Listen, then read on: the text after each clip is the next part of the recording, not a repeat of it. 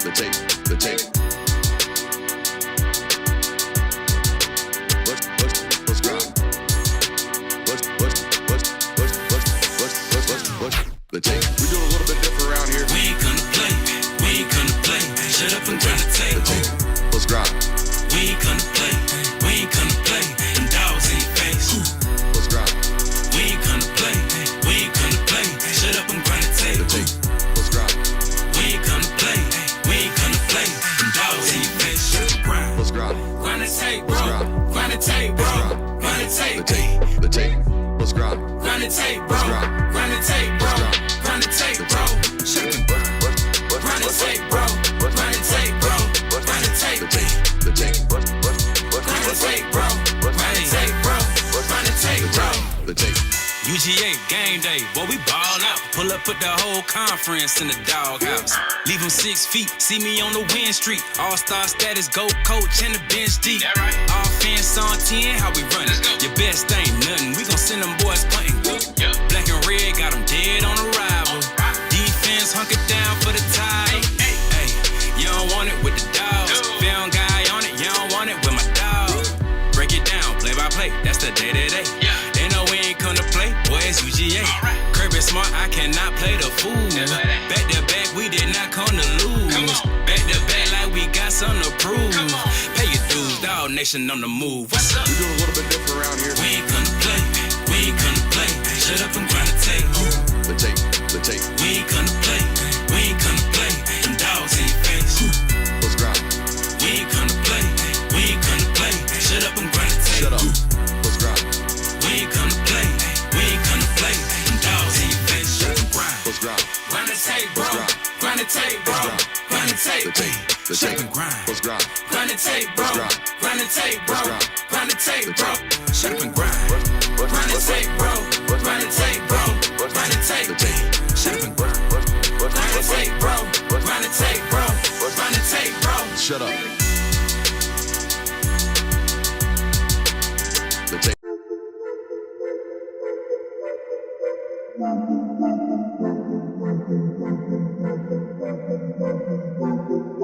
Welcome in, ladies and gentlemen, to MBR, or as we like to call it around here, Nothing But Rants, the show where I find topics that I'm oddly passionate about and I pontificate upon them. These are not hot takes, but rather takes that I'm hot about. What's up? You like that? You really like that?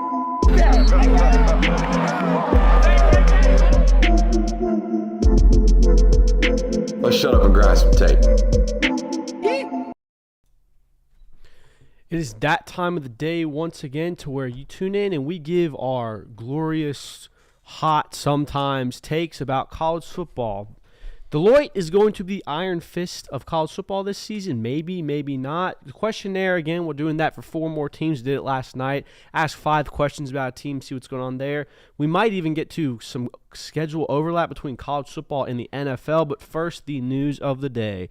Jackson Cantwell, the number 1 offensive tackle in the 2026 class, the number 1 player in the nation, announced his commitment today, and he would be continuing his talents in South Beach at the U of Miami. A big commitment here for the Hurricanes, and honestly, one that might change the direction of that program. I feel like, the last month for Miami football has been nothing but momentum building. So, really big get here. JWill, let's just get right to it, man. Welcome in. Oh, thank you. Yeah, the biggest news so far, obviously of the day, but arguably of the entire recruiting class. I know Jared Curtis was a major recruitment as well, but considering that some do claim this guy to be the best player in the country, this arguably is the biggest announcement of the entire recruiting class. Very interesting timeline of events for this one because it seemed like Miami was leading the entire way, and then he was set to announce his commitment at the end of April. Then all of a sudden, hey, holding off on the commitment, and I'm on top of that, I'm going to take one last visit to Georgia as well. Took a visit to Oregon at the end of April, and then kind of leading into that visit to Georgia, there's a lot of people saying, I think Georgia's kind of taken this one over. I think Georgia's a leader. I think Cantwell is going to end up in Georgia. And then kind of since Sunday and Monday, it flipped back in favor of the Hurricanes, and he ultimately commits to Miami. Again, the team that kind of felt like the leader for the majority of this recruitment.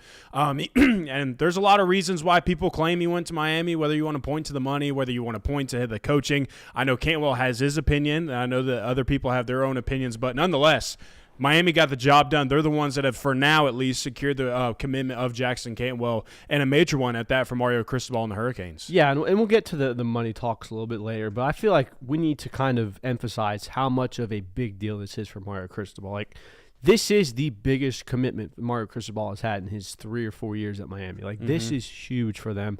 And on top of the fact that you just had the number 1 overall player in the country in the NFL draft, you just got another quarterback who, say what you want about him. I know there's a lot of people on this channel that have certain feelings about Carson Beck, but he's a very solid college quarterback.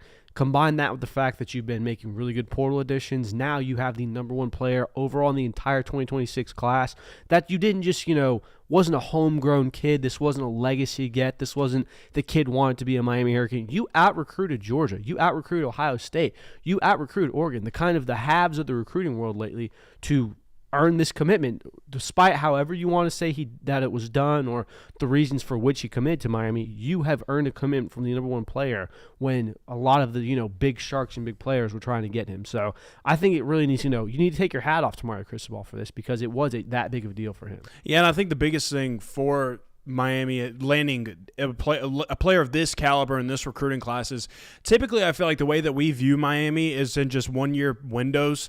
Like you had Cam Ward, which was a 1-year window because we all knew that after the last season he was going to go to the NFL draft. The same thing is for Carson Beck. You have Carson Beck, you paid the money to get him, but that's just a 1-year window. And Jackson Cantwell is just one recruit. He doesn't make up the entire class, and he isn't the entire future for the Miami Hurricanes. But if you are able to stack up other recruits alongside Cantwell and build up a top 10 class, then it kind of feels like there is a future of a path for the Miami Hurricanes under Cristobal. It's no longer just focusing in on these 1-year windows, because let's be real though, you have Carson Beck this year and you had Cam Ward last year. Next year, there's a good chance that Miami is back in the transfer portal looking for a quarterback, because based on what they have on the roster, maybe Luke Nickel is the answer for them. Maybe he is the guy that ends up being the quarterback for the foreseeable future at that program. But they've kind of gone the route of getting these transfer portal quarterbacks and having just a 1-year window with these guys and building a team for that 1 year. Whereas now maybe Cristobal starts setting his team up to have multiple years of success with these same guys. Yeah, and again, you have to indicate that you can't build success off the transfer portal. We've seen it time and time again. Michigan State doesn't do this. Florida State hasn't been able to do this. You can have really good seasons of it, just like Miami did last year, but there has to be some substance within the actual high school recruiting ranking. So the fact that they're being able to do this, really, really good sign for Miami and Mario Cristobal. I think the next team to talk about is the Oregon Ducks. They were in this, but it never felt like they were one of the leaders. It was kind of, hey, if we can make this happen, it'll be a long shot, it'll be a miracle. But where they go from here, it doesn't feel like, obviously you missed out on Jared Curtis, obviously you missed out on the Jackson Cantwell sweepstakes, but they've been crystal balled and predicted and all these things to get Ryder Lyons and Emmanuel Iheanacho. So it's not like they're on a full loss here. It seems like Oregon has a direction they're going in, at least. Yeah, and I mean, Dan Lanning is, not to say he's taking a part of Kirby Smart's script on the recruiting trail, but it's kind of been known in the Georgia space that if Georgia does kind of swing and miss, I put that in air quotes, on a recruit like this, there's typically another commitment to follow that up to say, hey, we aren't going anywhere. There's no lack of momentum going on around here. And as soon as Jared Curtis commits to Oregon, there's a crystal ball put in for Ryder Lyons to commit to Oregon. And then as soon as Jackson Cantwell commits to Miami, Emmanuel Iheanacho is in crystal ball to go to Oregon. So not only are they going to, looks like, pick up momentum, and they've been getting recruits. It's not like they've gone cold turkey on the trail or anything like that. They're still doing the typical thing that Dan Lanning has done to build up that program. But they certainly have their answers still. Like, they didn't go all in on these guys and then just completely miss and be like, I don't know what we're going to do now. They obviously had their plans set in place. They had a path set in place, and they're still going to be in good shape for their recruiting class regardless. And it was very clear that they had plans or were ready to diverge on that plan. I think that, 30 minutes after Cantwell committed today, Iheanacho was immediately predicted, like, hey, Oregon is predicted to land this guy now. So it's very clear that once Cantwell was off the board for them, they moved in another direction. They are full speed ahead with that. So I think it's good to note that Oregon has a plan. The next question is, what's Georgia's plan here? Georgia was probably the team that was second most on this commitment, was willing to give up a lot of resources. We heard a lot of things about how that it was going to be a pricey commitment. Georgia was willing to pay that price tag. They had him in on multiple visits. Jared Curtis was out here recruiting for him. Jared Curtis's mom was doing recruiting for him. Like, Georgia wanted to land this guy. So where did they go from here? Yeah, I mean, they threw the kitchen sink at him. I mean, there's no ifs, ands, or buts about that. So that kind of goes into, like, you can say what you want about Miami, gave him a blank check, so that's not really out recruiting, but Georgia did everything that they could to try and land Jackson Cantwell outside of matching the Miami offer. And sometimes that wins, sometimes it doesn't. I mean, you got Jared Curtis to commit to you despite the fact that you didn't have the highest offer on the table. This time you lost the highest offer on the table. I mean, that's just kind of how recruiting goes sometimes. So I think that there's kind of pros and cons, obviously, here, because you just missed out on a 5-star offensive tackle in this class, which would have been a huge addition, especially considering that's in the same class as the 5-star quarterback that you just picked up. That would have been kind of nice to have this tackle-quarterback duo moving forward, and it kind of sets a tone again for the offensive line. Stacey Searles getting some good guys in that room, which he has been doing. He's certainly picked things up on the recruiting trail, and there's still other really good football players in this class that Georgia is chasing after. Malachi Lee is one of these from the state of Hawaii, actually. Seems like there's some interest there.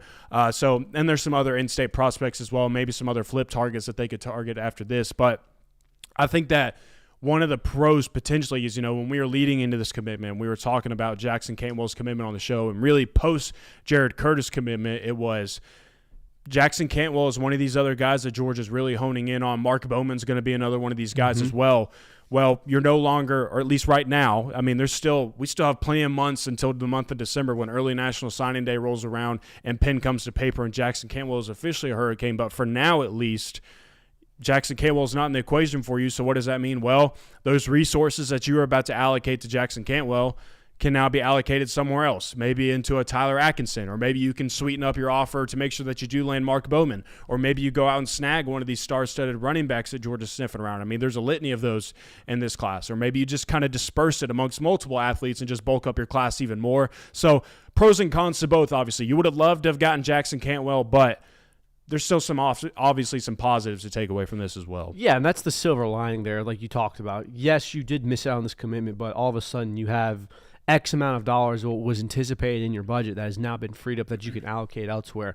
My question about this is that we talked about leading all the way up into this and throughout basically the existence of NIL for recruiting, Georgia has gotten this kind of discount, and there have been, they don't pay as much. Jared Curtis reportedly came here for a, quote, discount from what he was expecting elsewhere. Yeah. There have been numerous instances where Georgia gets recruits on discounts. Is this an example that, one, the times are changing and that maybe they need to change the recruiting structure to a point of, hey, we don't even need the discounts. We're willing to pay X amount. Georgia was willing to, go over budget to what they normally have did. Now, there was still going to be a discount in comparison to what hypothetically in Miami would have paid, or even in Oregon, but it was still going to be allocating much more resources. My question is, if you're going to be going all in at that rate, why not just go in a little more? Do you think that's something that they need to evaluate now? I would say no, just because, now I don't know this to be 100% true, but I would imagine, like we mentioned on our last show yesterday, when we were kind of talking about leading into the Jackson Cantwell commitment of, number one, you just got Jared Curtis, a 5-star quarterback, and we just mentioned that was at a discount. Like, obviously it wasn't like, 50% off, Georgia wins on this one. It was still a very, very, it was a pricey recruitment, but still Georgia didn't have the highest offer on the table, and you still won that recruitment. And then also, like I said, Jared Curtis was on this visit with Cantwell, so I would imagine that was something that was talked about of, I didn't take the highest offer on the table, I just wanted to come to Georgia, so I'm sure that was pitched to him. But considering you just got a 5-star commit doing this strategy, and I don't know exactly all of the details of the Mark Bowman commitment, but this is a 5-star tight end, one of the best players in the country, some big schools in the mix for this one. So I would imagine if he comes to Georgia, this would be we have Todd Hartley, we used to have Brock Bowers, we got Darnell Washington into the league, we have some other guys that are ready to go in the league, that type of thing, along with a hefty check as well, which he most definitely deserves. So I wouldn't say that it's time that they need to reevaluate what they're doing, because you have to remember as well, like, they're just off of signing a top 3 class, doing relatively this. Maybe not spending it like they have this year, right? But kind of doing it at the Georgia discount of what many claim to be the Georgia discount. But like we saw last year in the 2025 class of, you were able to get Elijah Griffin, and you were able to get Isaiah Gibson, and you were able to get Zayden Walker and these other commits. But then when it came to Justice Terry, the highest offer on the table won ultimately in that one. Despite the fact that Georgia felt like the leader with Justice Terry, he ultimately commits to the Texas Longhorns. So it's kind of sometimes it wins and sometimes it doesn't, but that's just kind of recruiting in and of itself, even before the NIL days. Sometimes you're going to win these, sometimes you're not. And these have just been some scenarios where Georgia doesn't win on these, and you can't really blame anybody for it. No, and I think it is also worth noting that not only is the Georgia structure based on this quote-unquote discount that we don't know how much it is, we don't know what percentage it is, we don't even know if it truly exists, but it is also, from what we understand about how these NIL deals have worked with Georgia, it's a very backloaded contract. Yeah. And a lot of these other schools do front-load it. The reports were that Miami was willing to guarantee the money up front, whatever that number was, and was willing to say, Well, I believe Brooks tweeted about it. Let me go full. I believe it's $5 million over 2 years, and then the third year is up for negotiation based on how he plays. Kind of similar to what Georgia did with Jared Curtis. I believe it's like $600,000 to $800,000 first year for Jared Curtis. That then gets bumped up to a little bit over $1 million. The third year, then renegotiation happens. Of course, if Jared Curtis starts for Georgia in his second year and he plays well, then we'll have a rediscussion of your finances. Very similar with Jackson Cantwell, but the big differences there are Jackson Cantwell is getting $2.5 million over in 2 years, like $2.5 million first year, $2.5 million the next year. Georgia's backloading it, and Miami's saying, "Hey, you come here, you don't even play as a true freshman. You ain't even got to worry about it. We're going to give you the money." So, again, kind of plays into the discussion of they gave him the best offer, and it's a really sweet offer. I mean, it's hard to pass up $2.5 million, $5 million over 2 years. I mean, that's a hard deal to pass up for anybody. And we're kind of naturally going into this, so I'll go ahead and, bring this topic up now. We're seeing in the comments already that it's been all over the place of this was a purely money commit. This was a Miami paid for Jackson Cantwell. Miami didn't out-recruit. They didn't out such and such. They just outbid it. Jackson Cantwell, on the other hand, I mean, went as far as to name drop Pete Nakos today. Which crazy. Very interesting to do as a 17-year-old kid. By the way, name dropping Pete Nakos when finances are involved has not had a great track record over the last 2 or 3 months. So I guess do with that what you will. At least he didn't call him bitch Nakos. Yeah, like Nico's dad did. At least. But Pete Nakos catching some heat lately, man. Yeah, but so you've got one side that is, no, this was strictly Miami built up a relationship. Miami did this. Miami recruited me harder than anyone else. And then you have basically everyone else that got burned by this saying, this is a money play. Miami, it's almost done in a way that attempts to undercut what Miami did. And I get it. I get that when you are a Georgia recruit or you're a Georgia fan or an Oregon fan or elsewhere, it's, we lost that because they paid more money. We didn't get outbid. Money is a aspect of recruiting in this day and age of college football. And that is a reality of it. And it's so weird to me because, I mean, Drew Rosenhaus is this guy's agent, a very professional person in this landscape of sports. And this recruitment has been very professional, by the way, because Drew Rosenhaus is linked to this. He was very open about it as well. By the way, Drew Rosenhaus, an alumni from Miami. Kind of connect the dots a little bit there, which is kind of cool. Ooh. I mean, you get to recruit a guy to your former alumni, and you get to make sure that your client gets paid as well. Yeah, that's pretty sweet if you ask me from an agent's perspective. But to then commit to Miami and then throw shots at Pete Nakos and On3. I believe he said Pete Nakos and On3 have steered this narrative that I just went to Miami because of the money. I feel like that we could have done that. Like, it's okay to admit that, we all know the deal, man. We all know that money is at play, especially for a player who is the number one ranked player in the country. We all know the deal about this, man, especially when you got your Final Four of Georgia, Oregon, Ohio State, and Miami. Like, we know what is partially at stake here. We know that money is certainly a decision factor in this commitment, so it's okay to admit that. There's no need to throw shots at Pete Nakos or On3. They're just reporting what we have heard, and it sounds like the reports are true, by the way, so I don't know why we're throwing shots at things that are probably true. Like, you made the decision. It's okay. Nobody's throwing any shots at you because you made this decision of what you felt like was best for your career, so why are we doing that in return? Like, it's okay to say that, one, Mario Cristobal and Miami staff did a heck of a job of developing a relationship with me, and they recruited me from the beginning, and they were always on me from the very beginning. That can be true. And the other thing can be true of they gave me the best offer monetarily. Like, those both of those things can be true. And again, like, we know the deal. Every college football fan knows the deal about how NIL is a factor in this. And I think that the college football world in general, whether it be fans, recruits, coaches, need to kind of get away from this stench of don't talk about money. Money isn't the factor. Now, some people, they offered me a bag and that's that, and that's why I went there. Whereas others, it's no money was involved here. Nothing had to do with money. I did this solely because of the relationships I built. Like, let's not pretend here. We understood and we heard reports that Miami was a higher bidder in this. That can also be true with the fact that Miami had a better relationship with you. Miami did this. The reality of it is that Miami did what it took to land that player, specifically. I don't think there's a loss of dignity in saying that Miami won because they were paid higher. I don't think there's a loss of dignity in saying that Miami out-recruited Georgia, Oregon, Ohio State in this because they're the ones who landed the commit. And you can bring up the hypothetical, if Georgia had the same offer, would they have landed him? The reality is Georgia didn't give the same offer. Therefore, Miami out-recruited them. Yeah. It's in the basic job world, if we had a job, if job A came to you and said, we'll offer you X amount of dollars and this, and this, and job B said, we're going to offer you $10,000 less this, and this. Who recruited you better to be part of your workforce? So I think we as a group of college football fans and analysts need to stop looking at it as, hey, where recruitment is less valid when more money is involved, and just react to, okay, this is the way recruiting is. If we do that, players might be more proponent to say, yeah, I was offered a better compensation package from here. The deal worked out better for me in my career, in my opinion. That's simply what it was. Like, I don't think that Jackson Cantwell went to Miami because he has a burning passion to be a Miami Hurricane. I think that monetary compensation was involved in that, but the reality is also that it's involved with every single recruit. It's not like Miami did some corrupt thing here by paying him more. I do want to hit this real quick, and then we'll get back to Cantwell. 1985 until now in my shoes donated $20. A super chub from an OG guy in the chat. Realistic odds we win that. Here you go. Boom. Oh, no, that was a bad throw. My bad.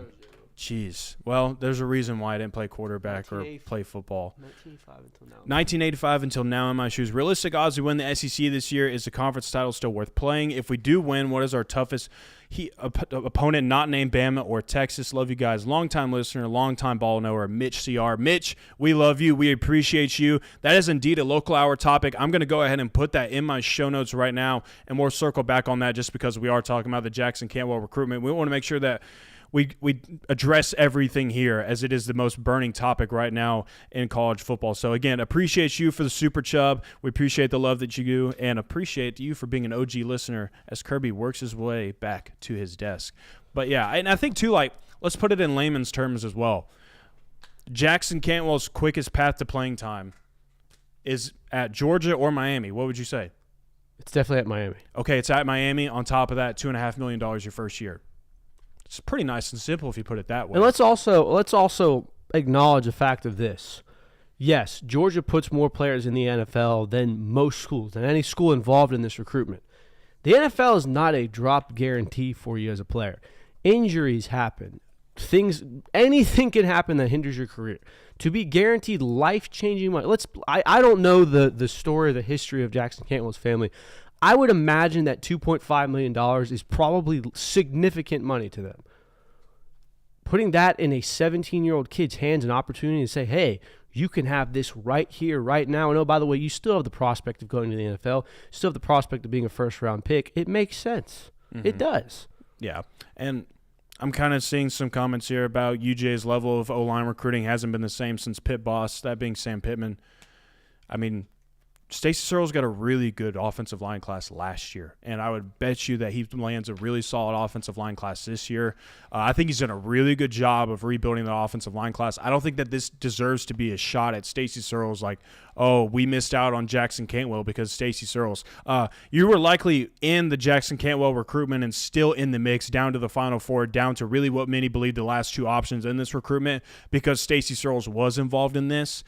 So I think Georgia's been fine at offensive line. Juan Gaston was a huge pickup last year, and they got some really good interior guys as well. So I think Georgia's going to be fine. Daniel Calhoun said to start this year as well, who's a sophomore, a guy that they recruited 2 years ago. I don't think that's an issue, guys. I don't think that Stacey Searles needs to be pinpointed as a problem in this one.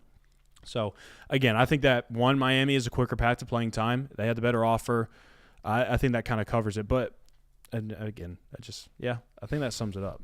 Brooks will also be here later. I don't know if we announced We didn't that even address it, did we? Brooks isn't here right now, as you can tell, like we said yesterday. If you go 2 minutes without hearing his voice, just know he's not in the studio. But he will be here at some point. He's en route, didn't you say? Yeah, I believe he said his ETA is estimated sometime right in the middle of the show.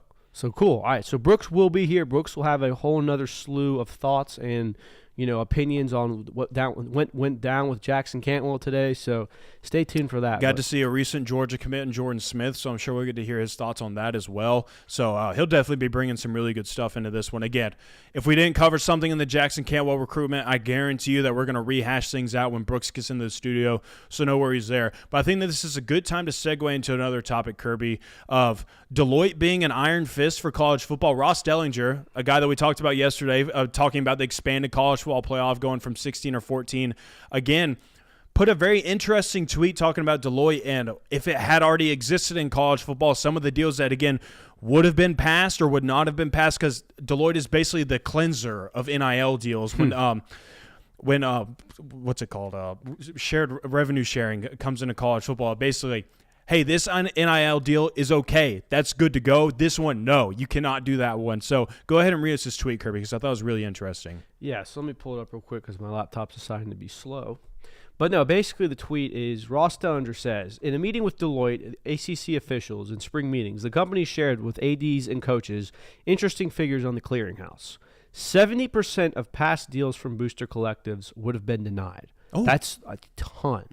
90% of deals from public companies would have been approved, which is an interesting statement. So basically what's happening here is this is Deloitte saying that, hey, booster money where it's just, hey, I'm a longtime fan of so-and-so college. I give money to the school each year. Here's a couple of dollars for you as an NIL compensation package. That's not going to fly. You can't do that. What it is saying is, hey, Chevy of whatever county and name a college town, we're going to sponsor you. You can have an NIL deal this way. So it's promising the fact that the private under-the-table money where it's like, hey, booster, we need $500,000 for this recruit. Oh, here's the $500,000 for the player. That's probably not going to be continuing.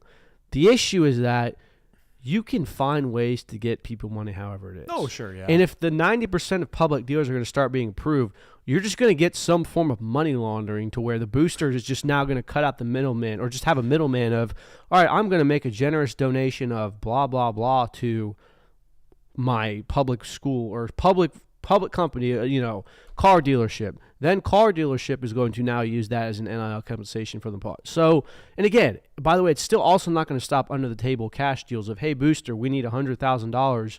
Go hit the ATM up. So I love this idea from Deloitte. I love the fact that they're actually looking like they're making an effort to police these things. Oh, by the way, also it doesn't account the fact that you're going to get taken to court for a lot of these. Mm-hmm. There's going to be a lot of instances where, you can't tell me what I can and can't pay so-and-so as a employee or someone who's doing something for me. I like the idea of it, though. I like it's promising for at least Deloitte saying, hey, we're actually policing this and we're actually going to have figures for this and metrics. But I'm reserving optimism in the idea that this is going to fix things. Yeah, and I think the good thing is that based on these numbers that Dellinger reported is, one, this might return or this might make NIL what everybody thought it was going to be of name, image, and likeness. That's what you get paid for, is if your name, image, and likeness is used in something. Therefore, if Zaxby's wants to do an ad with you, you get paid by Zaxby's to go and do those ads. It's not just, hey, we can rack up and scrummage up $2 million for you to come to our program, and we'll pay you that to come here. 70% of those types of situations would have been denied. But here's my other question of how long is this going to take for them to because can a recruit still go to a school and then it's going to take 6 months for Deloitte to then say, oh, no, you can't do that? Because this can't be a quick process. I mean, not at all. You have to do it. And I would like to know, was this every single booster? What data are they pulling from? Yeah, because surely this wasn't every single case where an athlete was paid from boosters or whatever it was, because there's plenty of those. And that's the other thing, is that this is probably going to be a lengthy process. And we've seen what the NCAA, how long it can take them to get down on some things and for suspensions and things like that. So for Deloitte to cleanse out every single monetary transaction between athletes and programs, between companies and boosters and everything, and there's 134 FBS programs, that's going to take a while. So I'm curious to see how does this process work? How quick is it? How efficient is it? because you might still be able to get away some things just based off that. Yeah, it's very easy to retroactively cherry pick and come through and see the entire list of transactions. Go yes, no, maybe this, maybe that. When they're actively happening, like, hey, we need this money within a week for this player, or we're in deep shit, or they're going to enter the portal and we've got Deloitte holding us hostage over here, taking forever. Like, it's going to be very interesting. There's a lot of nuances to it. It's at the very least, and I think that's what we wanted to talk about on the show is that it's a positive sign that Deloitte has an active plan for how they'll deal with this and will potentially be a true policing thing. Now, again, we heard about this 5 years ago when 2020 came around, was NIL is going to happen, and there will be a clearinghouse for transactions over $6,000, and this will be this, and the NCAA has to approve it or deny it. I can't think of one instance where a transaction got denied. I can't think of if the NCAA even subpoenaed any of these things to say, hey, something's fishy here. This isn't what NIL was intended for. Yeah, that's what my hope is that this doesn't turn into another situation where we lay it all out. Oh, Deloitte, this sounds like a great idea. This sounds like it might fix some of the issues. We're going to be okay. And then when it's time to start this up and Deloitte's starting to take action, and then things just get way too out of control and things are way too messy that it doesn't even end up mattering and that they're really not even doing anything. That's what I hope this isn't, because we have had our questions before of like, how is this going to work? How efficient is this going to actually be? And how do you actually decipher between this is okay and this is not?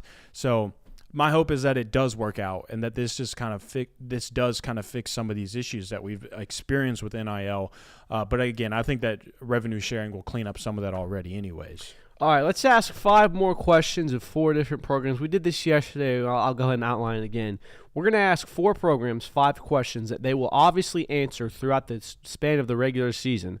We will then come back to the questions that we're asking them, keeping a log of all of them, and see how they did answering those questions come the end of the regular season. The first team we're going to ask questions of today, JWill, is the South Carolina Gamecocks. First one I want to know, is Lenore Sellers that good? He's hyped up as a top 10 draft pick. Some say he's a Heisman finalist. Some say he's going to be the best quarterback in college football. Is Lenore Sellers everything that he is hyped up to be right now? Because if he is, that's going to be really good for South Carolina. If he's not, things are going to get rather interesting.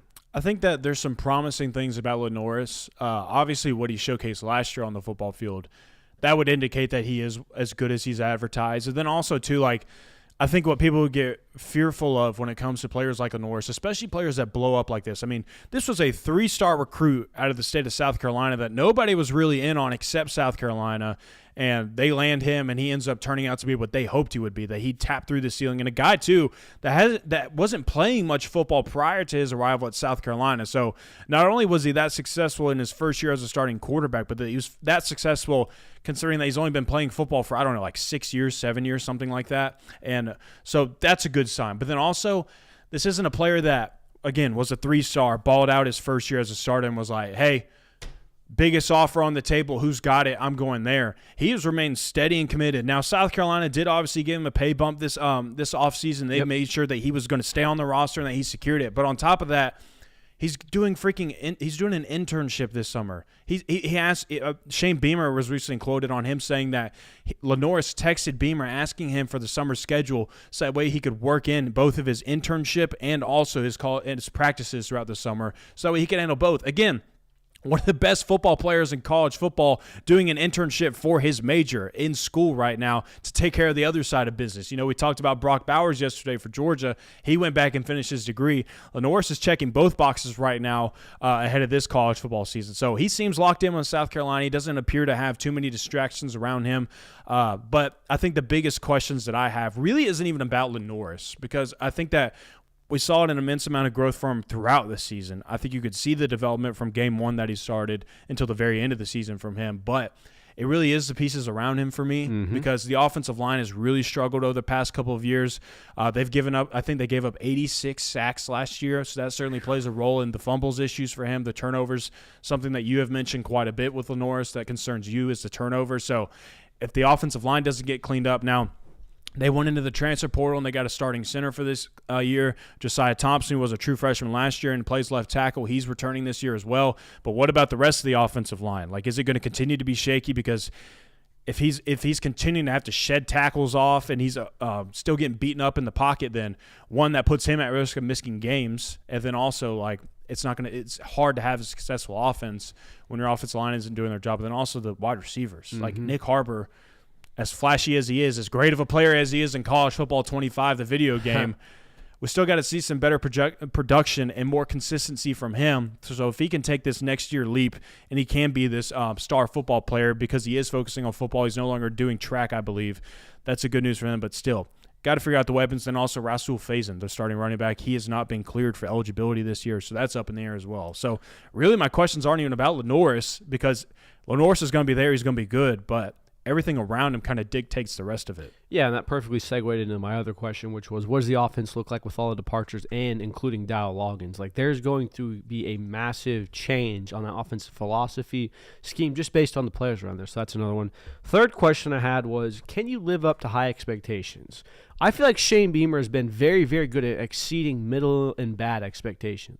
No one really thought South Carolina was going to be good last year. No one really thought they were going to be good in 2020. But when they come off of, highs and have higher expectations, they don't seem to live up to them. They did not have a good year in 23. They did not have a really good year. We'll see what happens this year. That's kind of my question of seeing, can you live up to high expectations now? Like, you were a play or two away from being a playoff team last year. People are expecting you to at least be competitive for it now. Are you going to live up to that expectation? Question number 4. Well, I mean, too, like going My off bad. No, you're good. Cut you off there. No, you're fine. Going into the second year of Spencer Rattler being the starter, expectations started to ramp up a little bit. People were like, oh, South Carolina might be a little bit of a dark horse in the SEC this year because of the way that they ended. Or in 2022, the way that they ended the 2022 season. I believe the boss man is here. So I'm going to go ahead and move out of my seat. Oh. Make him make you get up. Nice, easy transition. Yeah, let me change camera 2 here. Anyhow. But yeah, I think that with we saw where they kind of failed to meet expectations, or the expectations that was set upon them after the way they closed out the 2022 season. So maybe that can be reworked. Maybe that is maybe he's figured some things out to where, and maybe it is the fact that they do have Lenoir Sellers to where he is the biggest difference maker for them, and that's what helps them exceed expectations. But not only losses on the offense, but they had losses on the defense as well. That certainly plays a role as well. Yeah, and then the other question I have is, how do you manage the schedule? It's a very interestingly scheduled for them because there's a lot of games on there that's tough. We've talked about it before ad nauseum. It's a pretty difficult schedule if you're South Carolina, but there are opportunities to win there. So, he's on Brighton on the board, something. But no, I think that's going to be another big question that we'll have to wait and see the answer. Next team we're talking about is Tennessee. Biggest question, obviously, stemming from the Nico Iamaleava situation was, what does the quarterback play look like this year? That's going to be very, very dependent upon how good of a season they have in general. So, question 1, what does quarterback play look like? Yeah, and like you would assume that Joey Aguilar is going to be the starter for them this year, and really you don't really know for sure how exactly that is going to look. You know what the offense is going to look like, and you know that you have some strong answers at running back, but it's kind of the same question that we've been pounding for Tennessee for the entire offseason of wide receiver weapons. What is that going to look like? But that plays into the quarterback position as well. Is Joey Aguilar a guy that can be successful in this type of offense? Again, segues to the second question, who are your weapons and do they produce? Because if not, you're going to be in very, very deep shit with your offensive schedule or your offensive game plan this year. Third question, can you replicate the success from last year's defense? It felt like the defense kind of carried along that team last year. That's why you won the Alabama game. That's why you won a lot of those games. And even games that you didn't win, it kept you in it. That Georgia game, the defense kept you in it. The Arkansas game, defense maintained it for a while. So defense felt like it kind of was the main reason for you to go forward the last year. My question is, if you don't replicate that last year, we all assume that the offense is going to probably take a step back, which means that you need at least the same exact output from the defense this year. What's up, boys? He's ready to talk. How are Welcome y'all? in. by the way, I left that on your desk. Oh, this is yours. Yeah. It's like the old one. Yeah. Okay. I saw you trying to put in the password and being like, oh. Well, my thumbprint still works. Ah, there you go. How about that? What's up? What's How are up y'all? with you? Good, What y'all man. been talking about? I've been driving. We've been asking questions. I don't know if you watched yesterday's show. No. But we have produced a new segment where you ask 5 questions of a team, and at the end of the year, I'm keeping track of all the questions we have. At the end of the year, we go back and see how they answer on this question. So right now we're going through Tennessee. We're on question 3 of 5 with them. That sounds like a dynamic segment. Continue. We can talk about me in a minute. Go ahead. Question 4, will the offensive line play any better? For as bad and as much shit as people give Nico for playing last year, I think a lot of it was because he felt under duress the entire time. That was because the offensive line play was not very good. If you have a new kid, Joey Aguilar, coming in, and your offensive line does not get any better, things are going to be much, much worse than they were last year. I think one of the bigger things is Lance Hurd is a return for that offensive line, and he had some shaky moments last year. Tennessee Twitter ripped him apart after a couple of games last year, but he was also playing a little bit banged up, and I think that you saw some progression from him, but I think the biggest thing for Josh Heupel when it comes to the offensive line is people thought Cooper Mays was an All-American at Tennessee, and that he played well enough to where they thought he was a really, really good offensive lineman. He was a solid offensive lineman, but I feel like he still finds a way to get the most out of them to where it really hasn't been a concern. But there were moments last year where there were some cloudy pockets, and we talked about how that kind of stunted Nico's growth and his progression. I think the good news is they won't have a high ankle sprain on their starting left tackle midway through the 3 weeks into the season. The other thing about that, David Sanders going to hit. David Sanders going to hit this year. 5-star tackle. Was about 275 coming out of high school. My sources tell me already like 295 pounds. A freak athlete as well. I think he's going to be a superstar there at offensive tackle for them. They expect Lance Hurd to be much better this year. I also think that oh boy, it feels good to be back on a microphone. I also think we talk about it. This channel, these audience members know, because they're certified ball knowers, that offense is so misconstrued. That is a downhill, we run the rock offense out of a widespread system. So, like, they're going to run the ball no matter what, as long as Heupel's there. So, offensive line be damned.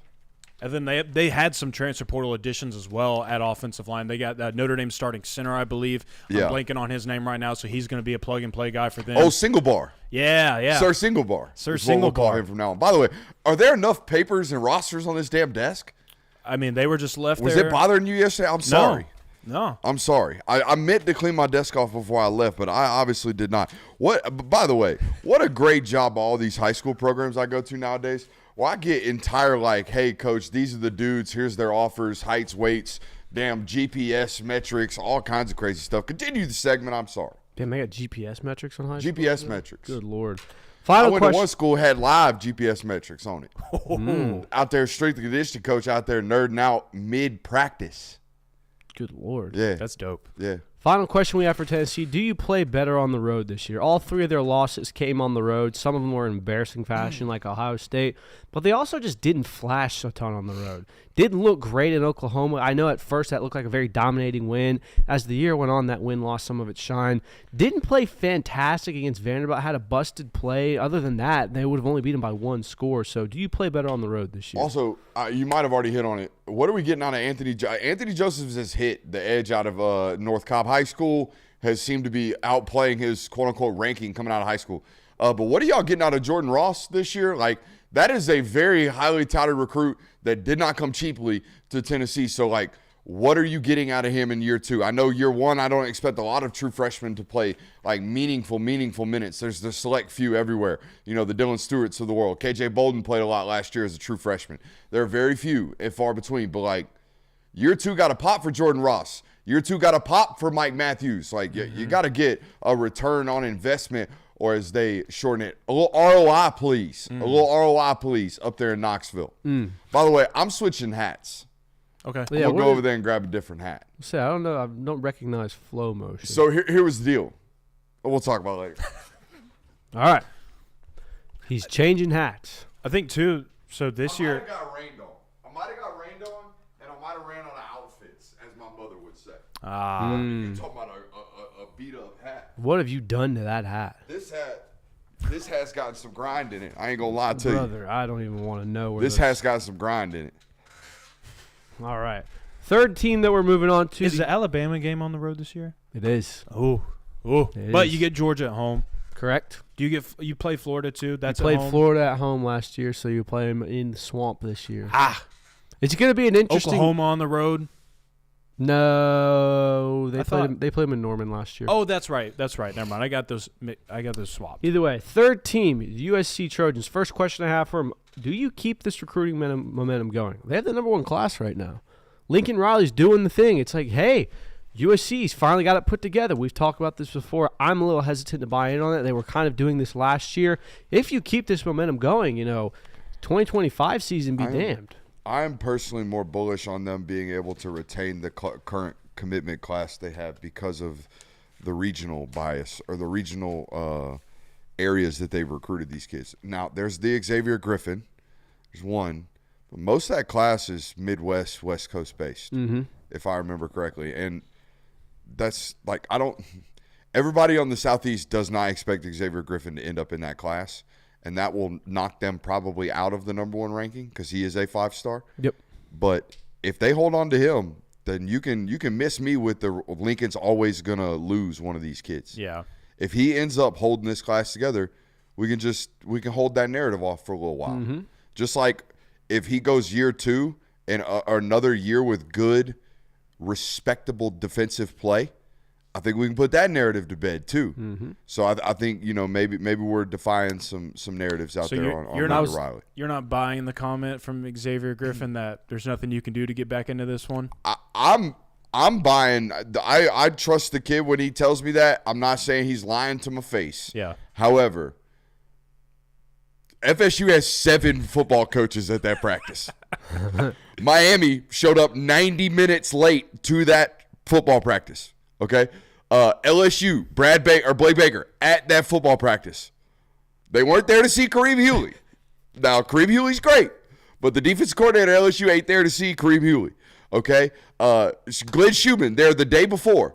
Ain't there if they think there ain't no shot. Yeah. Okay? So, now, the coaches that I do talk to that aren't at USC tell me ain't no way that kid ends up there. They say that boldly. Now, they say that about every Southeastern kid that's committed to USC. They've been right a lot on that front. That's a good They've point. been right a lot on that front. You touched on something that was part of my other question is how does your defense, does it take another step? We all talked about how 2024 was kind of a, hey, USC's defense has a pulse right now. It's not just Swiss cheese. So can they take another step? Which leads to my third question. Have you fully adjusted to a Big Ten schedule?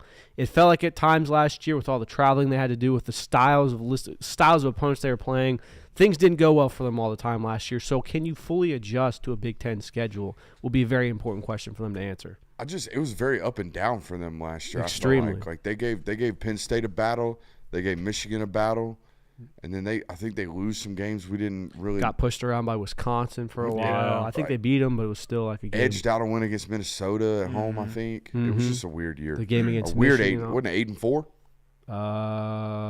Yeah, I think so. Yeah, I want to say that's right.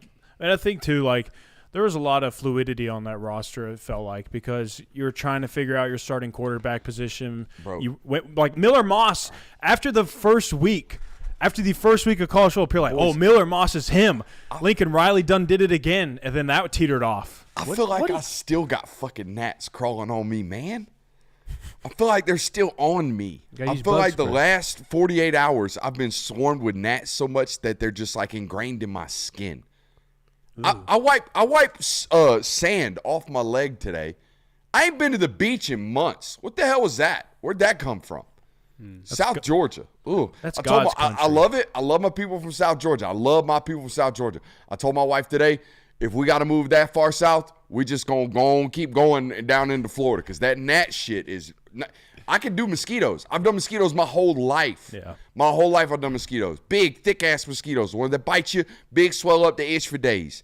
The gnats, look down at my – it's like I was in a movie. I look down, and there's hundreds of them on my leg. I'm a dead corpse. It's crazy. Absolutely crazy. Sounds like you had a bad trip. No, great football player. I saw a pro today. I saw a goddamn pro today. Can't wait to talk about that. That was not what I was referring to. But to hell with that. Like I said, I feel like they're crawling on me right now as we speak. Definitely a bad trip. Question number 5, how secure is Lincoln Riley's job? This will be answered by how the regular season goes. What you were doing. Yeah, there it is. Yeah. 5-second TV delay. Not my bag.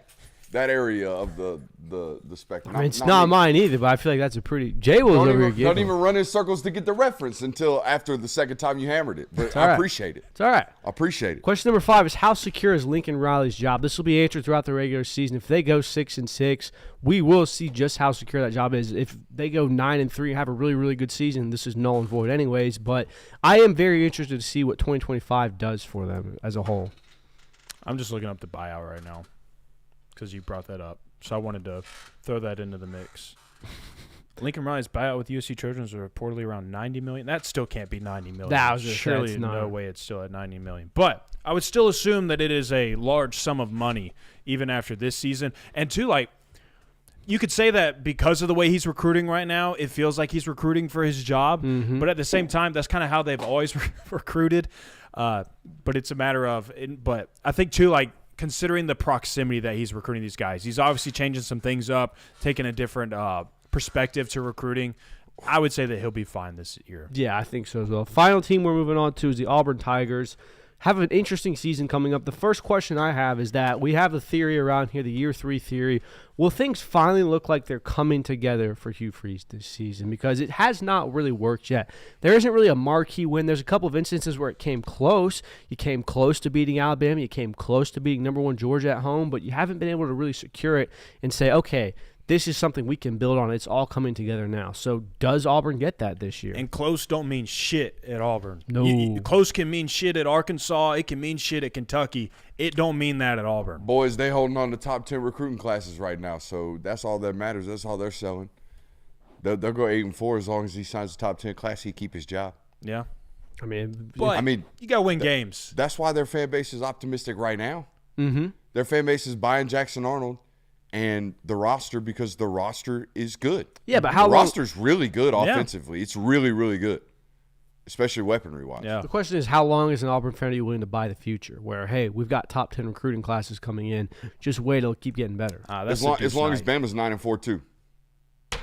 That's the other thing going on out there right now. Is like, it's not big bro, little bro anymore for that fan base. They don't feel that way because they watched DeBoer kind of I would imagine Auburn fans are looking at that thinking that dude just struggled.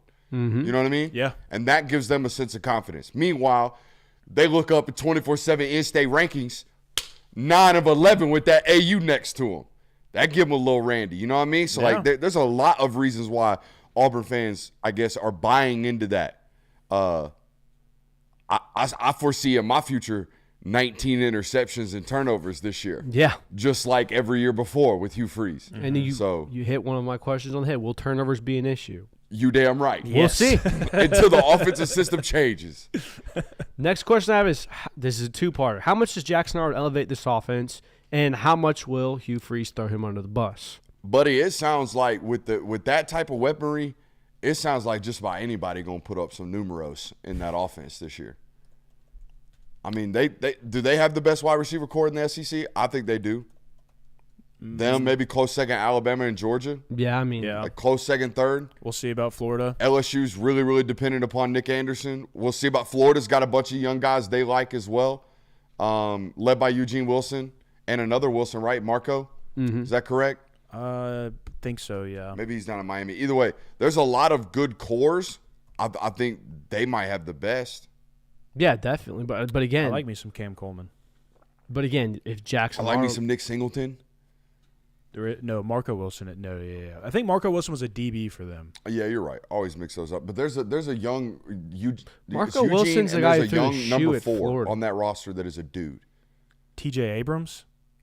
Give me some more names. He's a freshman on that R-Lads. Vernell Brown. Big dude. Moise Tonkara. It's the Vernell Brown kid. Dallas Wilson. Dallas Wilson. That's it. I knew it was a Wilson. Yeah. That kid's balling. Yes, he balled out in that spring game. Yeah. I believe he was the one that had over 200 receiving yards or close to it. Yeah, it could be a top 10 defense, though, I've been told. Did not see that in the spring game. By who? Word on street. Oh, you just go find out. Word on street. It's all people want to talk about today. Interesting. Final question I have for Auburn is, how do you manage a rather interesting schedule? There's a bunch of games on here. I'm going to read just a handful of them where I could fathom Auburn losing or winning. Like, it's just that weird of a schedule. Baylor, I could see them winning or losing that game. Oklahoma, Texas A&M, Georgia, Georgia at home, by the way, Missouri, Arkansas, Kentucky, Vanderbilt, Alabama. You can convince me that they could beat every single one of those teams or lose to every single one of those teams. It's a week in and week out thing. So I'm going to be very interested to see at the end of the year how they manage what is a manageable schedule, but also just a very interesting one. And it's okay. Like, to me, it's okay to be going back and forth and for every game to be a toss-up. As long as you – because I think that this is the bigger key. It shouldn't be about Deuce Knight being good this year. I think you want to stow away Deuce Knight for as long as possible. Hey, have you guys talked about Jackson Cantwell? We have. I'm assuming you have. Don't worry. Yeah. All right. Don't worry. We saved you a spot. We saved you a spot for the local hour. Don't worry. I'm just curious. What all, I know I'm interrupting like crazy, but what all have y'all talked about? We just kind of talked about what it means fine. for Miami, what it means for Georgia, what it means for Oregon, and then kind of got into some of the comments. And then we also talked about Deloitte potentially being an iron fist this year. Now we're asking some questions of the program for the last 8 or so minutes.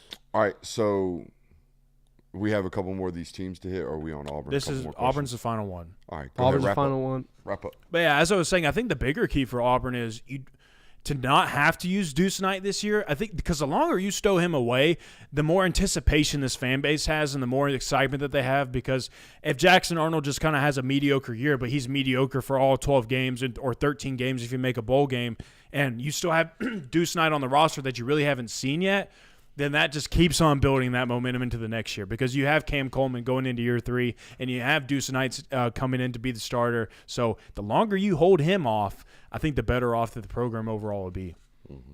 That's all we have for the questions here. The other segment we have is that the college football playoff is going to once again overlap with NFL teams, unless you had something else that was more pressing that you wanted to talk about. No, I was just going to kind of give you what I'd been hearing about the Cantwell stuff.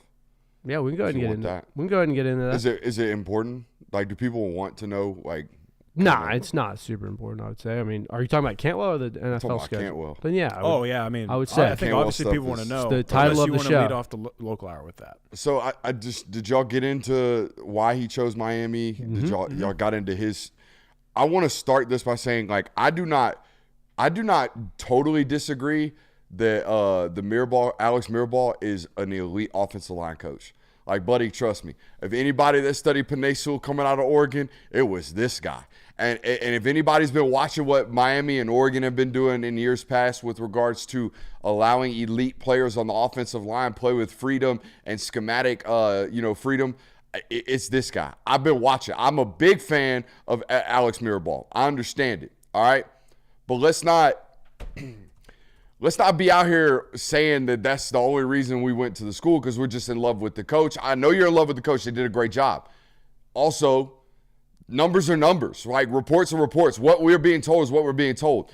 And I don't understand the Miami deflection of this or defensiveness of this of like, why every time we get a player, we're buying a player? Because in this case, you spent a lot of money on this one. I ain't going to say you bought him. You did a great job. But the reality is $5 million over 2 years, $2.5 million guaranteed year one.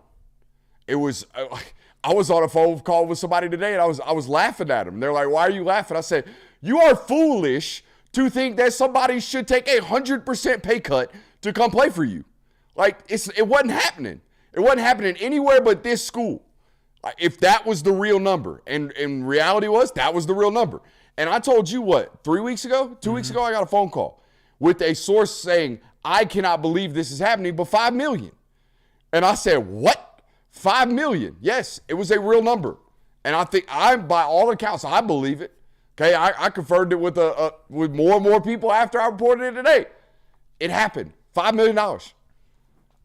I think that was By the way, go. Take that freaking money.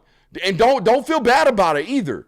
Don't get defensive. Don't say people are look, if you want to say it's false narrative, if you don't want people thinking that you are somebody who is that because when an average Joe who is a college football fan hears that an 18-year-old kid just got $2.5 million, money hungry. That's the first thing they're going to think, or they're going to think it's all about the money. My sport's ruined, yada, yada, yada. So if you're this kid's agent, if you are this kid's representation, you tell him to go throw water on that fire too. You go out there and tell, I'm not saying go out there and tell people that Pete Nakos is a liar and he's pushing false narratives, because Pete Nakos is doing what I'm doing, reporting the truth. Okay, but you can go out there and tell people that it's not about money, and you can pound on the mirror ball train, you can pound on the crystal ball train, you can do all that. But in reality, $2.5 million is a lot of money. Yeah, and good on you. Take it. Go. And I'm with him. I saw a quote today that basically said, like, I'm paraphrasing here, it doesn't really matter where I play. Don't talk to me about development because I'm going to the league anyways. The floor on that kid's a third-round eval. Like, he could not play a snap. He might get drafted third round. So I think he's right. Go get your money. But don't call people narrative pushers. Yeah. It's reality. What we got at was both things can be true. It is true that you went to Miami because they had the highest offer. They gave you a really sweet offer, and nobody's going to hate you for taking that deal. And then on the other side, I laughed at that too. On the other side, it can also be true that you had a great relationship with Miami. Ma Dukes ain't holding the case for $5 million. I'm sorry. Ma Dukes is not going to prison for $5 million, Money Dangerous. You need to call Mom. You need to call Mom and tell her I'm sorry you put that blasphemy in the chat. But nah, I'm just watching the playback. I guess I'm twisted back on the YouTube. I see you in the desk 2 nights in a row. It's kind of crazy. I at least appreciate you rocking the brand while you're sitting in the desk. I did both nights. Yeah, I know. That's what I'm saying. I appreciate it. I watched. I lied. Well, say, wait a minute. But anyways, yeah. So also the Miami thing. Be more. I tweeted about this. Be more like Texas fans. When Texas fans, where reporters are out here telling the world what Texas is paying for players, and fans get all, uppity, college football's being ruined because kids are getting paid, bitching and moaning in the chat. Texas fans will hop in there and be like, get your money up. Just stop being broke. Stop being out here complaining and being broke. Miami fans, when they out here wilding, first thing they want to talk about, why we got to be the team out here throwing crazy cash every time we get a recruit. Sorry. Yeah, I think that stems also from the fact that Miami is not, in the last few years, or at least since the NIL era became a thing, has traditionally been one of these teams that acquires these high-level recruits. Texas, on the other hand, has consistently had top recruiting classes. So when Miami does get it, people are like, wait a minute, this is wrong. Miami shouldn't be doing this. It's only because they have money. Whereas Texas, you can kind of fathom them actually, traditionally recruiting a top player. Look, man, like, as the director of recruiting, as someone who just got done seeing his 25th school, with I don't know, at this point, we're at 175 Division I football players.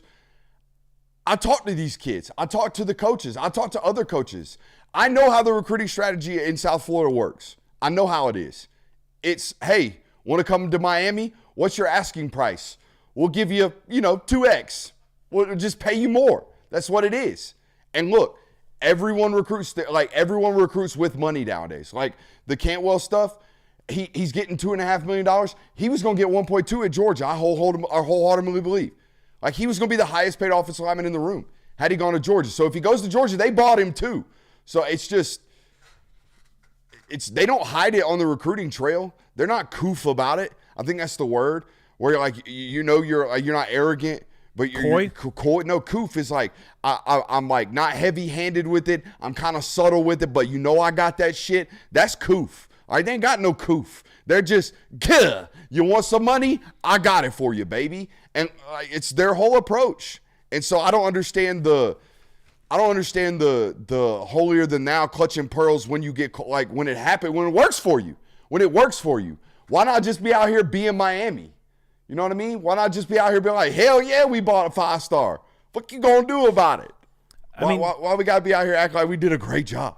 And they've steered this narrative before, too, because in back-to-back years, you took 2 quarterbacks that were going to the NFL draft, and you did enough to say, hey, don't go there. Come spend another year at Miami. Buddy, y'all spent 4.5 months on, $4.5 million on 6 months of Carson Beck. We all watched you. We all know you. We know you got the money. So, yeah. Now, I do think it's why their roster's so light. They ain't nowhere close to 105. No. Go look at that Arlads. How could you be? I know Arlads ain't the one to trust all up and down. But there is no way they're at 105. I mean, how could you be? You have $6 million They're so front-loaded. tied up into 2 players right now.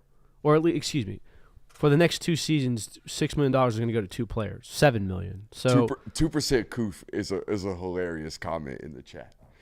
Do we have a local hour? Of course we have. We a do local have a hour. Let's transition to that while I catch my breath.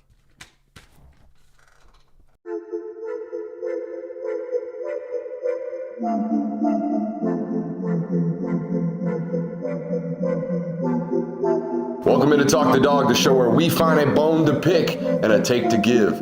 These are not hot takes. These is dog takes. Can I talk that dog? What's up? You like that? You really like that?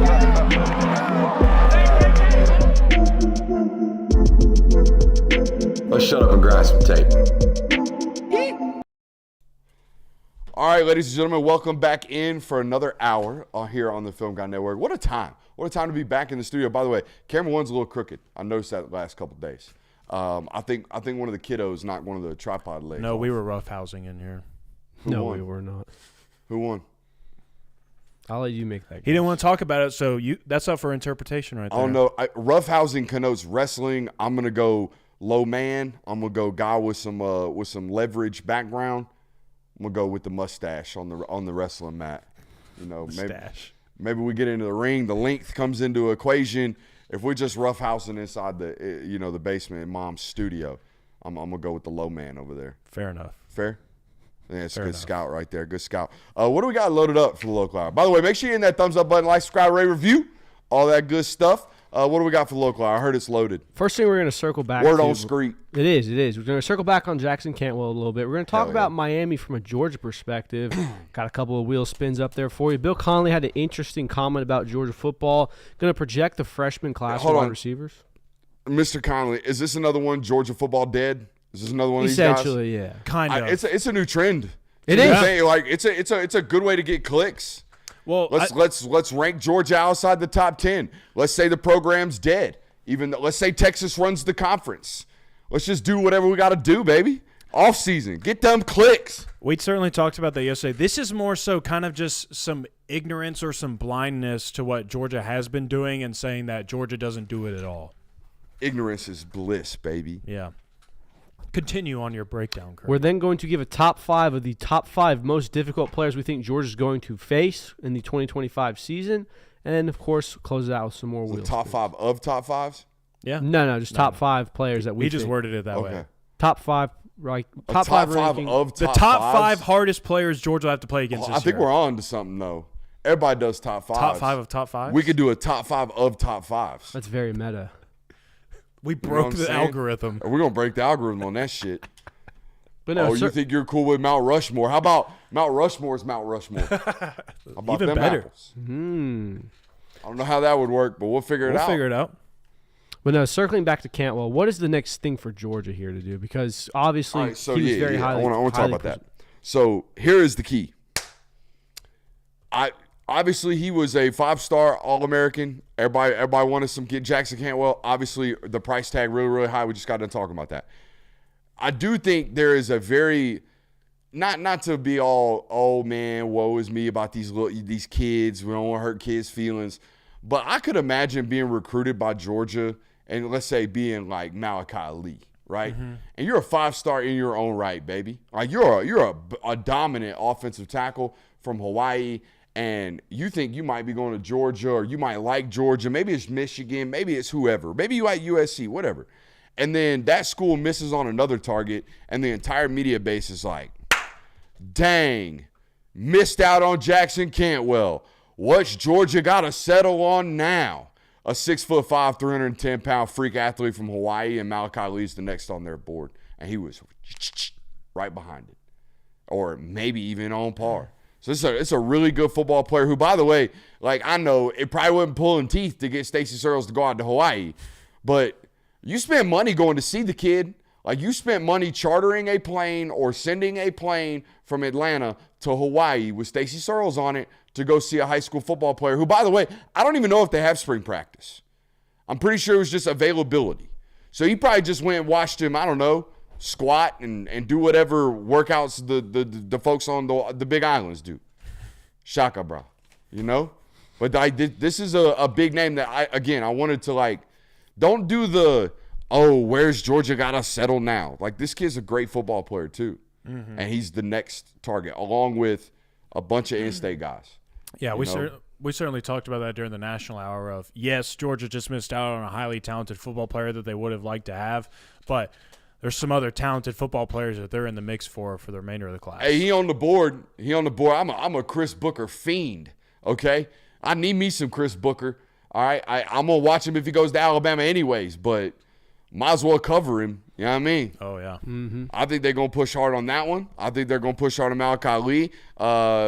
Big old offensive lineman on IMG Academy I know that they like.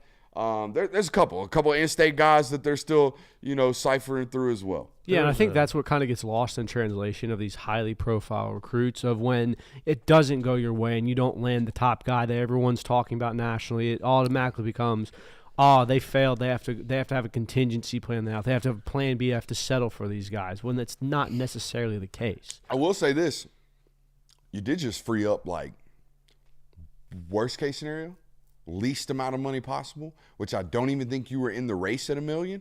Let's just call it $1 million. You freed up $1 million today. Mm-hmm. That's what we talked about. Freed up $1 million today. And I know y'all probably hit on that. Yeah. It's just obvious. And by the way, yeah. I've texted multiple sources inside the building about this over the last couple of days because I knew the price tag was getting outrageous. Had you landed him today, if you're Georgia, you're definitely out on Atkinson. Like you're not even going to have enough to even get in the mix there. That thing's getting, you know what I mean? That's skyrocketing. I also think we're getting to a time period where the more and the closer and closer. I know y'all talked about Ross's tweet in the national hour. You think that doesn't have agents going out here wilding right now? Oh, sure. The whole Deloitte actually going to have serviceable power. Like I think the boys read it to you. If you don't remember, Ross Dellinger said that 70% of collective payments will not go through with Deloitte. 90% of what they call real business money will go through. So yeah, a lot of these agents are out here trying to get as much money as humanly possible right about now for their clients. Yeah, it makes sense, and that's why you're seeing such inflated price tags for a lot of these recruits, reportedly. So it makes sense. It's so funny how the naivete that is sometimes out here in the coaching world. I'm talking to some coaches, D1 coaches, on the trail yesterday about Cantwell because it's a big story. And they're like, he's getting how much? And I said, Coach, do you know who his agent is? And they said, nah. I said, it's Drew Rosenhaus. And the guy turned around like, what the fuck is going on? What do you mean, Drew Rosenhaus? Like A-Rod Drew Rosenhaus? I'm like, A-Rod Drew Rosenhaus. I'm like, he cooked. Miami alum himself. Yeah. So and by the way, that agent fee, as the real, that agent fee, probably 5%, probably 3%. Probably not trying to steal from Jackson, which is probably why it was important to get the most available out of that 3%. My question about this, though, is that these players that are in this recruiting class that are going to transition into the Deloitte era of college football and the revenue sharing. So you get these deals now, but don't they kind of automatically get nixed in the future? That's why it was so important that this contract get front-loaded. Okay. That was the hang-up. I mean, there was obviously a lot of money difference between what Georgia was offering, what Oregon was offering, what Miami was offering. But the year 2 salary amount wasn't drastically off. Like Georgia was going to bump him up to probably like 1.7 in year 2. And then at that point, real money starts to take place. But what if Deloitte's going to be there year 2? Well, I better get as much money humanly possible in year 1. Mm-hmm. I think that's what really played into effect here. So you're kind of making a risk as well. Obviously, there's risk here by paying Jackson Cantwell because especially year 1, because you have no idea what this athlete is ultimately going to turn out to be in college. But also, you're going to pay him in year 1, and then if Deloitte comes into action in year 2, it could be flipped to where he says, oh, I'm not here for just the money anymore. Well, let me go to Georgia. Let me go be coached by the University of Georgia, and then I'll go to the NFL because the money isn't the biggest deal anymore because I can't get this large sum of money. Yeah, I mean, we've seen players and teams get burned before on this. Like Williams and Ayers is a perfect example of this, how last year, you had Eli Drinkowitz jumping into another man's arms because you committed to it. Didn't really play, shut it down basically after an injury, and then said, I'm going to hit the transfer portal again. ADD. Woof. Did y'all talk about Dan? No, we didn't. I wish we did, pool? though. The pool. There was so much wrong in Yeah, there was a lot wrong. There was so much wrong in that video. Had to do it in a public pool? Bro, that's not a public pool. That's the pool on top of the football facility. That's not a public pool. Those people are only there to be like they're football related people. You didn't see the stadium in the background. That is. You think I'm looking at the stadium in the background in that video? I hope you weren't looking at other things in the background of that video. What's going on in the main frame of this video? There's a lot going on in the background of that video as well. There is so much wrong in that Dan Lanning video. And I love Dan. That's my man. That's my man's. I'm a big Dan Lanning guy, but you got to chill, bro. Just say no. You know what I mean? Sometimes you got to say no. Worse, jumping into a man's arms or taking your shirt off, jumping into a pool with a 17-year-old in his underwear. Choose your fighter. As long as you don't. Hey, hold on. Cherry on top. Man was wearing camo Crocs and a pair of cargo pants, cargo shorts. I'm gonna say jumping into another man's arm. Eli, what you need all them pockets for, cuz? Stacking that cash, man. What you need all them pockets for, Eli? It's 2025. He's stowing away some more bowl-bound T-shirts, bro. Crazy. I think that was all we had on the Cantwell discussion. I think this is a perfect transition, though, for a perspective of Georgia fans. Look, business is business within the college football recruiting world. Players go to different schools all the time. These coaches are still going to be cordial with each other. They're still going to be friends, despite the fact that, Miami stole a recruit from them. But if you're the Georgia fan base, Miami's kind of becoming a public enemy for you. You look at it now. They took Nykar from you. They took Carson Beck, and now they've taken Jackson Cantwell. If you're a Georgia Bulldog fan, you're not necessarily ever going to cross paths with Miami except on the recruiting trail. But there are these teams that you cheer for on the outside. Like every Georgia fan loves Syracuse. Fran Brown, a bunch of Georgia guys that went there are making names for themselves. Good for Syracuse. On the other hand, it's kind of like Miami's the antithesis of this, it feels like. Yeah, it is. Now, to be fair, like the Carson Beck one doesn't feel like this just because Nykar he was committed to Georgia, and then Miami flips him, and he ends up with the Hurricanes. And then the Jackson Cantwell one, you were both in the mix for him heavily. You got the final word in this one, and then Miami ultimately ends up getting him. Whereas Carson Beckett ties had been cut at that point. He's off to the NFL. We're good. We're moving forward with Gunner, and then he elects to go to Miami. To me, it's Texas by a mile.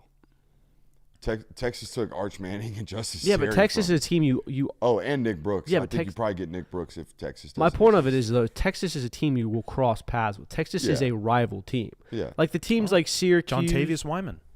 Oh, yeah. That's who. We were trying to figure out the fourth one. And maybe taken is a wrong term for Carson Beck, but he is a former Georgia quarterback that kind of burned you to some people believe that is now on another team. Like, Georgia fans want to see Miami fail now, in my opinion. I think that's kind of the interesting aspect of it.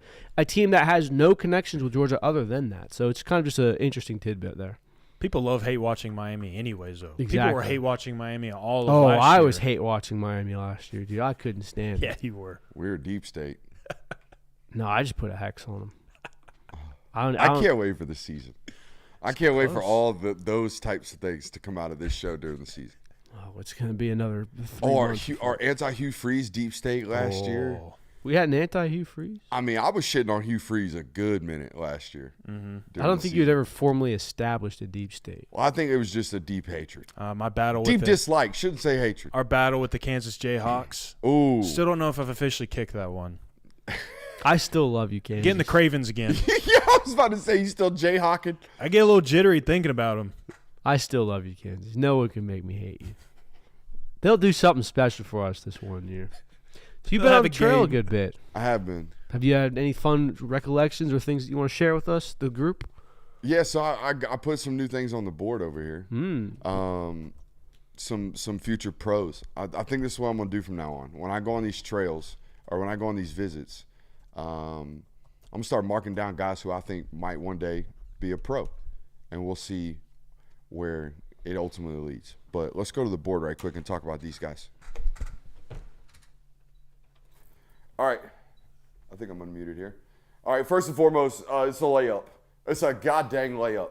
It's Tyler Atkinson, okay? Up there, if we can get I don't know which one you're going to see. I didn't know that's the We board. might end up getting underneath the show lights up there, which is unfortunate. You don't have to get me. All right, so we got Tyler Atkinson up there. He's a layup. All right, I don't think there's any simulation in the world where Tyler Atkinson is not an NFL football player for me. I don't foresee it ever happening. I think worst case scenario, like 3rd round draft pick, okay? I think the only negative you can possibly say about Tyler Atkinson is, well, shit, coach, I don't think he's going to be 6'4", 240. Dang. That's tough. He's only going to be 6'2.5", 230. I don't think I'm going to be And run a 6'4", 4.52. 240. Is that good enough for everybody? I think it's good enough for me. Number 2 on the board, I think he's the best position player in the state of Georgia, not named Tyler Atkinson. It's Jordan Edmonds from Sprayberry. He's the teammate of Keelan Jones, the Georgia commit. Nice shot of the studio bathroom back there for everybody. Let's move over here. A nice shot of the studio bathroom for everybody. But anyways, I think Jordan Edmonds is a pro. Okay, I think he's gonna be a big time pro. 6'2.5", about 200 pounds right now. Freak athlete. Never in a bad position. Got natural hands as well. Love Jordan Edmonds. I think he's gonna be a great shutdown corner for those guys out there at Alabama. If he ends up at Alabama, I think everybody's trying to flip that one, especially Georgia. Number 3 up there on the board, Chris Booker, the offensive tackle out of Hateville Charter. Look, I don't know if he's going to be a tackle in college. I don't know if he's going to be a guard in college. I don't know who he's going to be in college. He's a damn pro. That's what he is. He's 6'4.5", probably 290 pounds. Reminds me a lot of what I would imagine Warren McClendon felt like in high school. And definitely plays like Warren does in college. Like, just a really, really clean, never in a bad spot, I think, when he gets to the college level kind of kid. And by the way, just scratching the surface that is what he will be as a football player. Now, first underclassman up on the board today.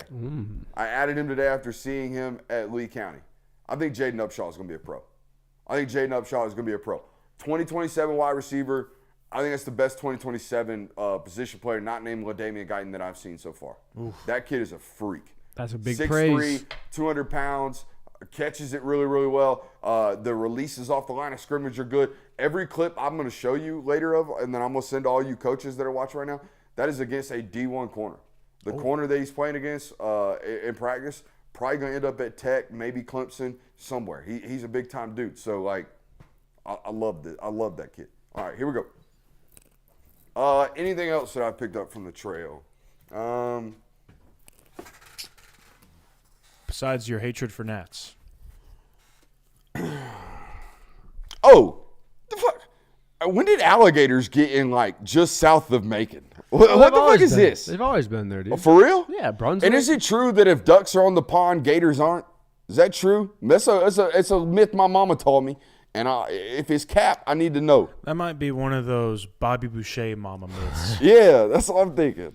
I mean, I've seen geese like land in ponds with gators. Like now they Just ballsy geese? I mean, Sure. yeah, or ignorant, but no. Geese are mean, man. I would imagine they really don't care what's in the water. You'll see a lot of herons with bodies of water with the gators in the South Georgia area. But no, I never thought of it. Maybe I don't know if that's a fact, but Chat saying cap. I don't know. I don't think like if I'm gonna have to talk to my mom after this one. I don't think ducks like fly around and go, wait, there's a gator there. We can't swim in this pond. I'm gonna say, Mama, I might lie to her a little bit. Say, Mom, I had a gator roll up on me down. I was out here fishing on a pond. A gator roll up on me, cause you told me ducks on pond mean no gators. I damn near lost my leg, Mama. The hell is that? Did you see the alligator from Happy Gilmore passed away? Word? Yeah, 80 years old, I think, something like that. Anyways, you saw Jordan Smith, Burning the Georgia hell, commit, you right? Yes. This was this trip. Yes, Talk about dude. That man, you talking about two, like, holy shit, look at those two freaks on the football field. Jordan Smith and Kayvon Consario, a wide receiver down there in Houston County. That kid's like 6'3", 200 pounds. I mean, he huge, absolutely huge. Jordan Smith, however, that kid, that's a great athlete. Like, I don't know why. I really don't know what he's going to play in college. Because, you know, like, just so happened while I was down there, two Georgia coaches were, James Coley and Dante Williams. When Dante's there and not T-Rob, that tells me they think that kid's going to play corner. That kid's huge. He's like 6'2". And we kind of talked 200 about pounds. We kind of talked about that after his commitment. Like, you have 3 safeties in that class. If you don't think they're at least I don't going to think try, that kid's playing safety. I'll say if you don't think they're going to at least try one of those kids at a different defensive back position, you're crazy. And we turned his tape on from last year, and he was playing everywhere. He was playing corner. He was playing safety. He's also the kick returner as well. Dude, he's 6'2", 200 pounds, and runs 10.66. Yeah, I looked up the track He times. can do whatever he wants. That's what he can play whatever he wants. Just come play on the field. It doesn't matter. I think they're going to start him out of corner and maybe if it doesn't work, just move him further back.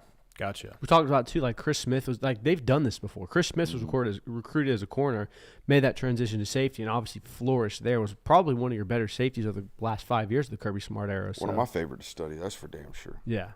We forgot to mention earlier in the show that the scavenger hunt is this weekend.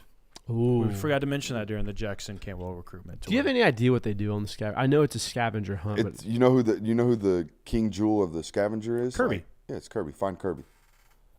So Yeah, that's the end goal. You have to find Kirby. So Kirby But just the goes and purpose of the hides? scavenger hunt, to all jokes aside, is to ingratiate the kid to campus. Mm-hmm. These are the places you're going to have to go while you're here. We're going to make it fun introducing you to these areas. yeah, that's cool. Where's some of do you know any of the locations that Kirby's been hiding No. over? No. Not the beat that I'm grinding on, to be honest with you. I'm just wondering, dude. I'll probably get a list, and that'll be the end of my – like, man, when I was a young whippersnapper, okay, in this business, I would be running down quotes on visits. Hey, man, how'd it go? And now the bigger recruits nowadays, I just realize it's like this today, you know? Mm-hmm. It's like, buddy, it's just going to go to the highest bidder or the best relationship. So just figure out who's got that. And that's that. It takes a lot of the fun out of it, man. Yeah. Hey, Damn. momentum building, baby. Not missing a beat. Facts. You're right. My bad. Do we want to talk about this Bill Connolly comment? I would love to I talk saw about that kind the of Bill jump. Connolly I saw comment. you kind of jump up in your seat about that earlier. So if No, it's the thing now. It's the thing to do. Mm-hmm. And look, I'm going to tell you right now, Georgia fan, listen to this today. The reason you don't have the preseason hype is because it's not that they don't believe in your team. They don't believe in your quarterback. And That's what it is, guys. They do not believe in your quarterback. That's it. That's why the big guy that we're jealous of that's got a massive internet show, that's why he ranked Florida ahead of Georgia. It ain't got nothing to do with anything else. He likes DJ Lagway. He doesn't like Gunnar Stockton. It's why Bill Connolly's doing this bullshit. It's why my man Chris Doring did it. It's why they're all doing it. shoot, David Pollock did it. It's why David Pollock did it. They do not believe in Gunnar Stockton. That's what they're telling you every single time. Should- They're just not going to say it. at this point, though, should they? No, there's no like confirmed evidence unless you know what this kid is. And Unless you've been around him and understood why he elevates everybody, you don't get it. You're not gonna get it. And this is we talked about this yesterday of how we felt like that people are misevaluating Gunnar because they don't know yet. And it's only been a game and a half really of seeing Gunnar. And also what Kirby made a great point too of like, I said that Gunnar Stockton was fine during that game and a half. And he was like, you can't sell fine. And that's what the entire preseason buildup is of you are selling Gunnar Stockton to somebody. Well, you're not going to talk about how quick he is or how fast he is. And you're not going to talk about the arm that he has or how tall he is or how big he is. How he layers the football. Yeah, or- there's not things that you can really sell about Gunnar yet. But then I went in to say of how 4 weeks into the season, you're probably going to have some things that are going to sell people on Gunnar Stockton. But we'll get back to the original point of this segment. I'll go ahead and read you this quote. He sold me on what he is. Two plays. It was the play on the sideline where I think Shafe hits him on the sideline, and he kind of like stares down at him on his own sideline. The whole sideline erupts, and then I'm willing to die for this shit. Makuba hit. Yeah. I know exactly who you are. I know exactly what you are, and that still wins in college football. Like, Absolutely. I don't need you to be 1-1 projected overall pick at the position. So the Bill Connolly quote comes from an article actually where he ranked in the Power 4 conferences the biggest winners of the offseason so far. I want to say Georgia ranked number 6. He had some glowing remarks to say about what Georgia brought in from the transfer portal, but oddly enough, that's where this quote comes from. He says recruiting will always be strong in Athens, but Smart has never shown interest in mastering the portal. We'll see if that backfires after the loss of about 15 starters. We'll see if loyalty to the offensive coordinator backfires too. The developmental pipeline must continue to produce. Is this the same ESPN article that said George McIntyre is going to be a great backup for Nico Iamaleava? No, this is a different article. It's a different ESPN article? Yeah. Okay. So continue. I thought it was interesting, though, to say Smart has never shown much interest in mastering the portal. Georgia has made multiple additions from the transfer portal over the years. There's one of them helped win them national title in Darian Kendrick, and then Tyke Smith ended up being a tremendous football player for them. Trevor Etienne was huge for Georgia last year. And then, oh, by the way, this offseason they go and sign like 4 safeties, multiple wide receivers. They get another running back. They get an edge defender. Like, dude, where have you been this entire offseason to say that Georgia and Kirby Smart hasn't mastered the transfer portal? Also, we've been like the last month. Yeah. Also, like the last month. When has becoming a master of the transfer portal been a requirement to be a good coach or a good team in college football? The quote masters of the portal, the Mike Norvells, the Dave Arandas, the worlds where, hey, we master the portal. We get everything we need. The Deion Sanders of the world. Did you just make Dave Aranda the head coach at Texas Tech? No, I'm saying back in his time at Baylor. Oh. Well, he's still there.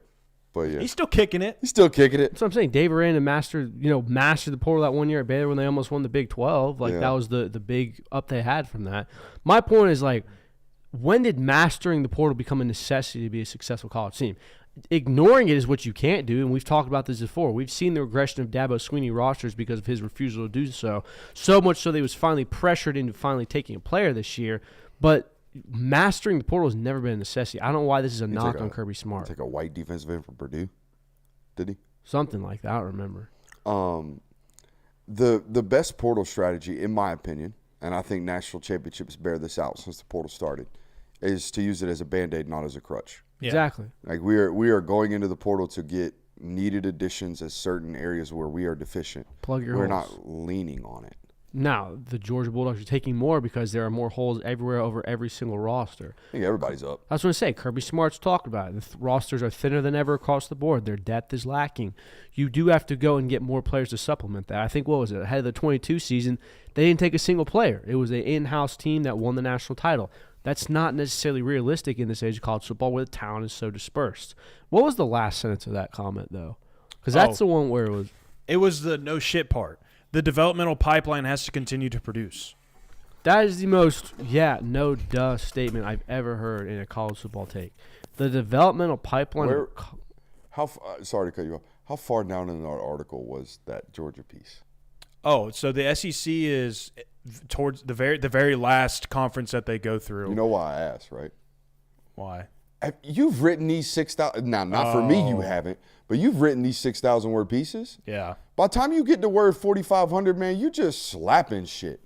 You're just slapping shit on the wall. I'm not saying I would ever do that. Because I don't write 6,000 word pieces. I did in college. And guess what?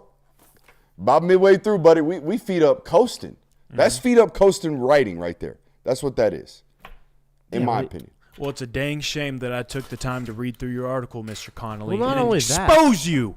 Not just that, You like how I knew it was at the back end of that article? Yeah. Peep Almost like we're games, content son. creators. Yeah. it's true. Multiple Almost platforms. like I know the business. Speaking of content, we have some spins for you if you'd like. What? The spins. That's right. Talk them. Your first board spin in what? A week? I think I left my microphone unmuted.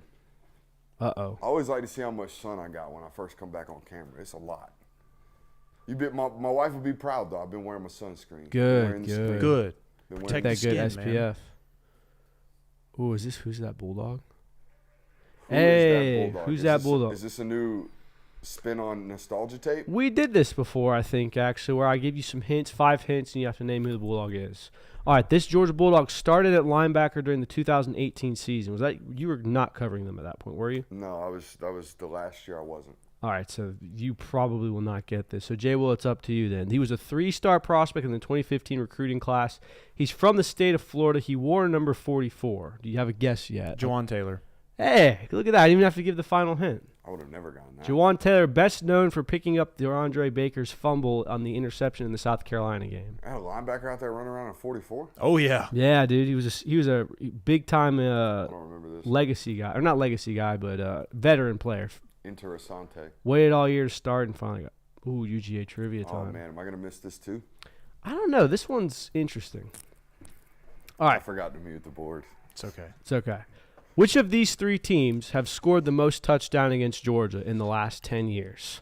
Clemson, Baylor, or Arkansas? Scored the most touchdowns? Which of these three teams have scored the most touchdowns All right. against Georgia in the last 10 years? Clemson, Baylor, or Arkansas? So here's the deal. He threw Baylor in there because it's Baylor. They've only played Baylor once. In the last 10 years, yes. And it would be like a staggering stat. You know what I mean? Like, Yeah, they've only so- played them once. It has to be Baylor. Clemson and who? Arkansas. Which they play. I mean, they put them a bunch over the last decade. And neither. Clemson's only scored 3 points in the last 2 games. No, 10 years now no longer covers the 2 games that they played. So those are high-scoring games. Final answer here is Baylor. Yeah, it's got to be Baylor. It was, in fact, Baylor. Stats are Baylor scored 2 touchdowns against Georgia last 10 years. Arkansas has scored 1. Clemson has not scored a touchdown against Georgia since the 2014 season opener. 2 years ago, it's Clemson by a landslide. Correct. Clemson scored. Bro, who pays money to be this negative? I love it. I thank you. I'm my next gas station stop when I grab a Powerade Zero gonna be on B. Schaefer. UGA don't want to spend money and doesn't have a winning quarterback. They are done. Just spent a bunch of money on a 5-star quarterback. I think it's satirical. He's a troll. I think it's Gotta be. B. Schaefer chimes in a good bit and is Yeah. pretty regular Yeah, watcher. B. of the show. Schaefer's an OG. I don't of think- the show. OG. He no a way ball he out here knower. wilding right there. I don't think B. Schaefer. He just showing love to us. Is while that one of also- those situations where you can't understand sarcasm through text sometimes? Yeah, I Yeah. think so. Yeah. Is B. Schaefer my guy that's always like watching the show while playing video games while supposed to be watching his daughter? Is that him? Y'all seen that guy in there? Yeah. That guy's like my hero. Like you're able to do all of that and watch your child and your wife not get on to you. Teach me. Put me on game, cuz. Having the freedom of a man while also being a good dad and a good husband. Man. Is it all possible? Apparently, Can you have it all? life is worth it. All right, this probably won't be. We can still do it with you. Projecting the freshman wide receiver class for 2025. So obviously, there's a bunch of guys that we also threw the tight ends in there, Elias Williams and Ethan Barber, just kind of projecting how their 2025 season will go. Starting off with CJY, do you have anything you want to add for that? Or do you want us to go first? No, for some reason my brain just reminded me the confirmation I've heard about the Austin Simmons kid out of Ole Miss. And what was that? He's a dude. They took those quarterbacks because Lane Kiffin's Lane Kiffin. I was right, dude. I said the whole time. I was like, I talked to may or may not have talked to a position coach at Ole Miss on the trail, and I had to ask him after chatting him up for a good minute, giving him the goods. You got to go see this kid. Got to go see this guy. This guy's a dude. This guy's like, wait a minute, you know ball? I'm like, yeah, I do. It's the same exact conversation every single time. And after that, I was like, all right, I got to ask you a question. Why y'all taking so many Qs? Is it because Austin Simmons ain't a dude? And he's like, other way around. I could go into Lane's office and say, Lane, if I don't have 2 more bodies, I'm not going to be able to play this year. And he'll say, tough shit, we're taking quarterbacks. Tough shit, we're taking quarterbacks. I mean, that makes sense, honestly. Like he's done this before. He took Spencer Sanders when he had Jackson Dart. Like he's always been one to like have a body full of quarterback room full of bodies. So it makes sense that why he did that. I don't think it was an indictment on who Austin Simmons was as a player. Also, local hour nug. The Jordan Smith kid we talked about him. I think he's going to start at corner and then maybe transition back. They're going to take a lot of safeties in this class. They already got 2 signed up. You know, maybe a third if you want to include Jordan Simmons, right? The Zach Fort kid. Is it Zach or Zach? It's Zach. They pronounce it Zach. They pronounce it Zach. I don't know if it's Zach. We're going to pronounce it Zach as long as they do. Keelan Jones from Sprayberry as well. I think they're going to take a couple more. Reason being, a lot of draft-eligible safeties in their room right now. Now, you look at the room, and it's like KJ's coming back for another one, but if Zion Branch plays well this year, he's got a chance to go to the league. Yep. Ja'Cory Thomas is running out of eligibility. All right, so there's like a couple of guys in that room. Adrian Maddox is running out of eligibility, right, and has a draftable grade. He played well at UAB, was an All-American at Alabama State. Like he's got career. Jordan Harris too. Jaden Harris. Jaden Harris. Not so much. Got another year of eligibility after this. I think last year was his first year at Miami, so he's guaranteed to be back in 2026. So that's why you're going to see them, I think, add even more bodies in that. Makes Since sense. we're doing that, what do you think caused? Because we saw them kind of have like it didn't feel, it wasn't necessarily this, but it did feel like there was a moment in this building this year where I was like, oh shit, we need to go get safeties. Dude. What led to that? Okay, missed on Major Burns. Mm-hmm. Now I know his eligibility's out, but Justin Rhett didn't work out. Nope. Isn't there a Darren Branch in there somewhere? Didn't he retire from football? Come from New Orleans, came back, moved. There's a Branch in there. I know that David I Daniel think it's Darren retired. Branch. David Daniel didn't work out. So we're at 4 bodies right now that we're supposed to play safety for them that aren't on the roster anymore. Yeah. It happens quick, guys. Yeah. Just like it happened really, really quick at edge. It happens really, really quick. It just felt like It was Darren Branch. I can almost 100% bet on it.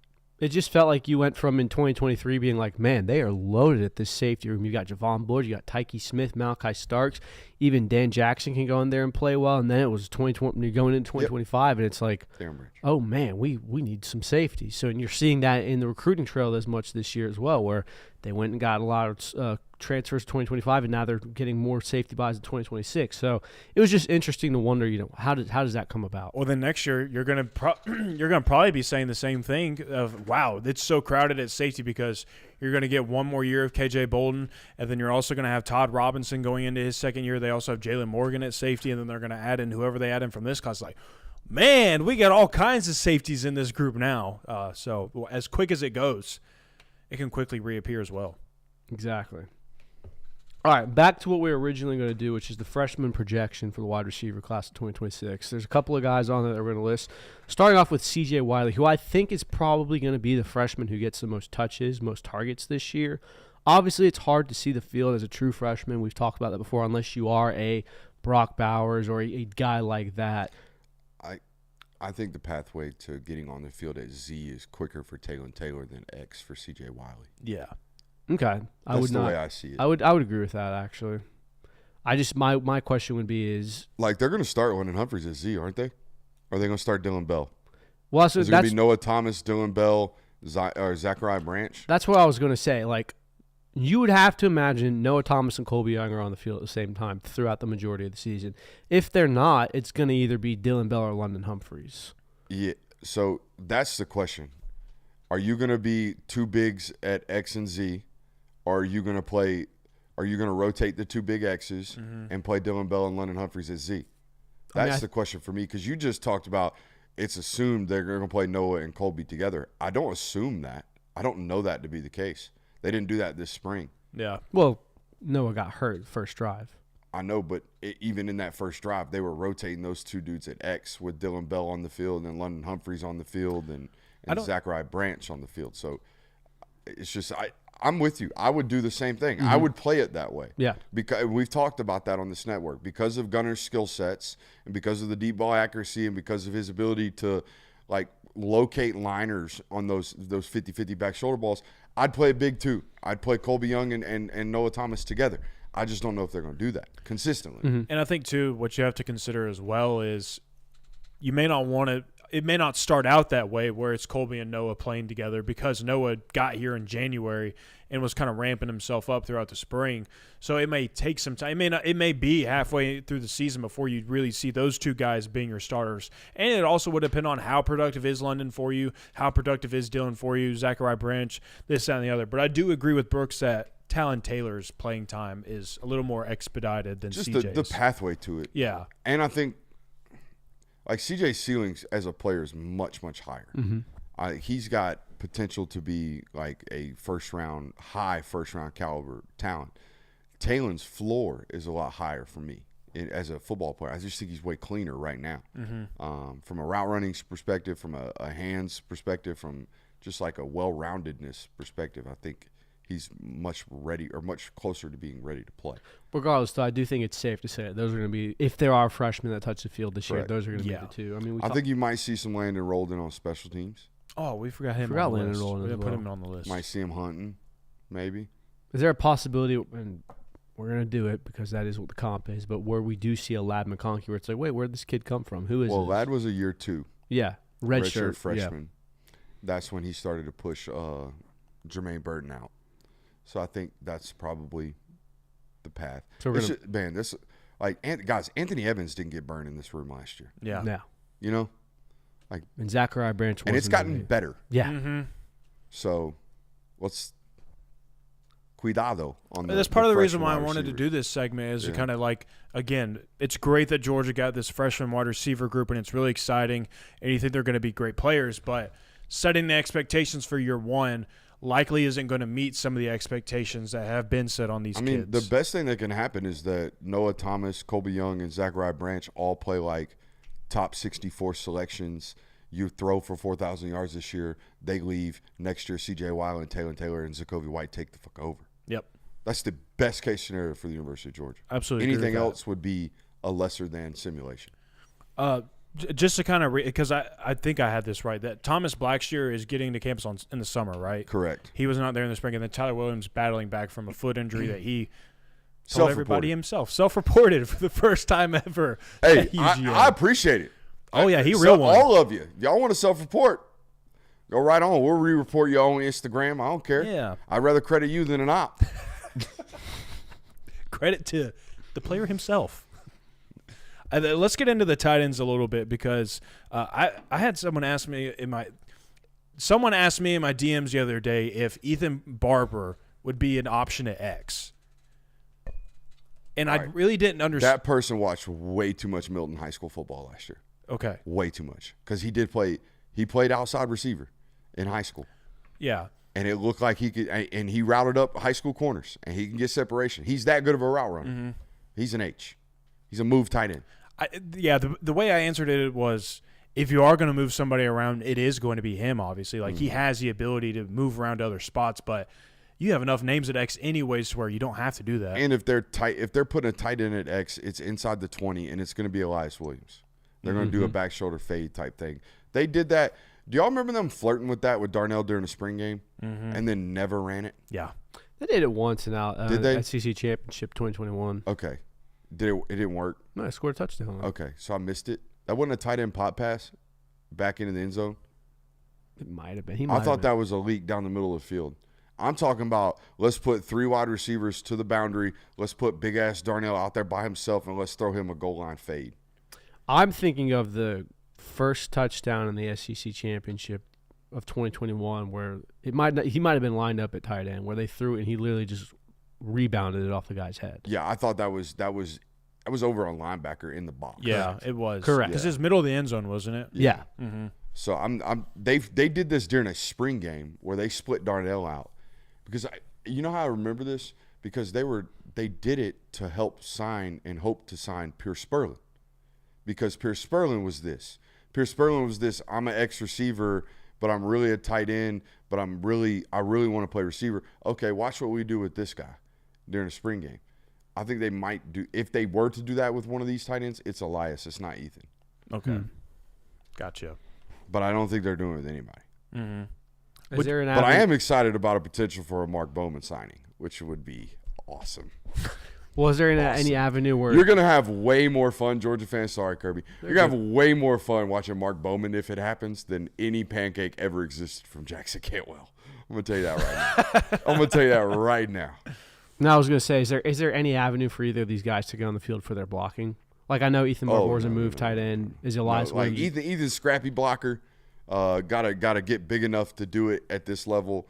Now, I don't know how much bigger he's going to get. He's already like 230, 235 at like 6'3 and a quarter. Mm-hmm. So maybe he gets to 240. Maybe he looks like who is your boy out of Bowling Green? Fannin. Harold Fannin Jr. Harold Fannin Jr. Maybe he ends up looking like that, playing like that. I'm definitely going to play like Just that. stocky. But twitchier than that kid. Yeah. Way twitchier than that kid. Fannin was like a 4'8" guy at the combine. He looks like he's running through mud. Yeah, no, not this. This is different. What were we talking about? Who's freshman? Ethan Barber and Elias Williams getting on the field early, maybe for their blocking, as Kirby said. You were saying no.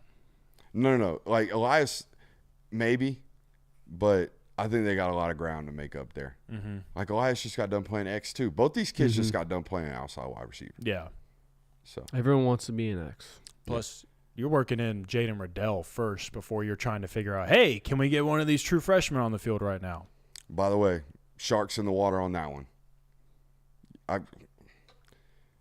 Hey, how's so-and-so doing over there? Coach, I know why you're asking that. Don't ask that question to me. I'm not going to tell you that answer.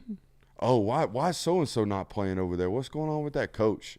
Do not ask me that question. I'm not giving you the answer to that one. I don't know, Coach. Who's that? Yeah, Coach, I don't even know who you're talking about. Who? Sorry, I only pay attention to, I just remember the numbers.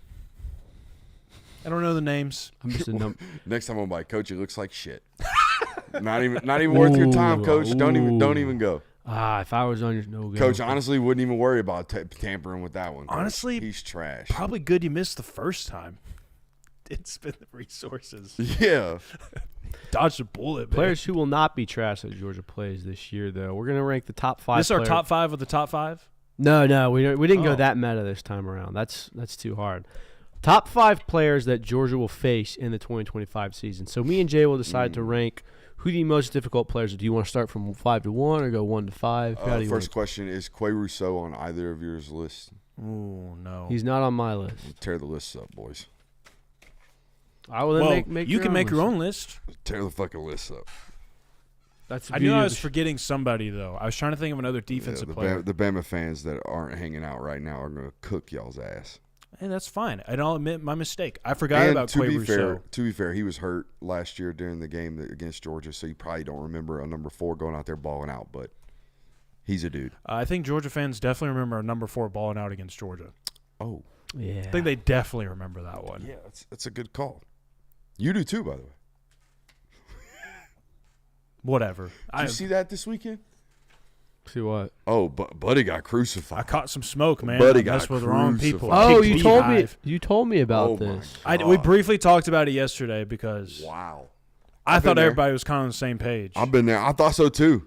I talked about it with you yesterday. I thought Bama fans were on the "this guy sucks" train too, but maybe when he's gone, they're still defensive about the guy. Maybe they just haven't watched him play in so long because, as I told Kirby and our audience yesterday, I did have someone in my mentions say that Jalen Milroe has a higher ceiling than Travis Hunter.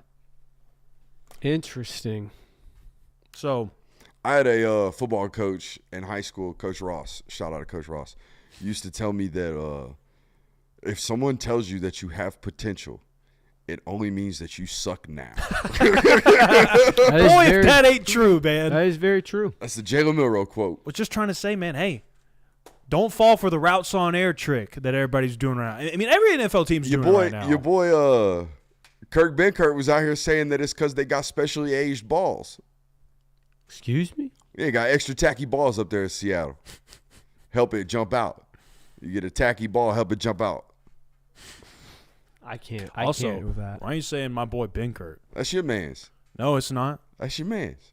I did not jump on the train that Xavier Restrepo was the next Ladd McConkey / Cooper Kupp. Yeah, let's just grab all the great wide receivers and comp them to a Hispanic.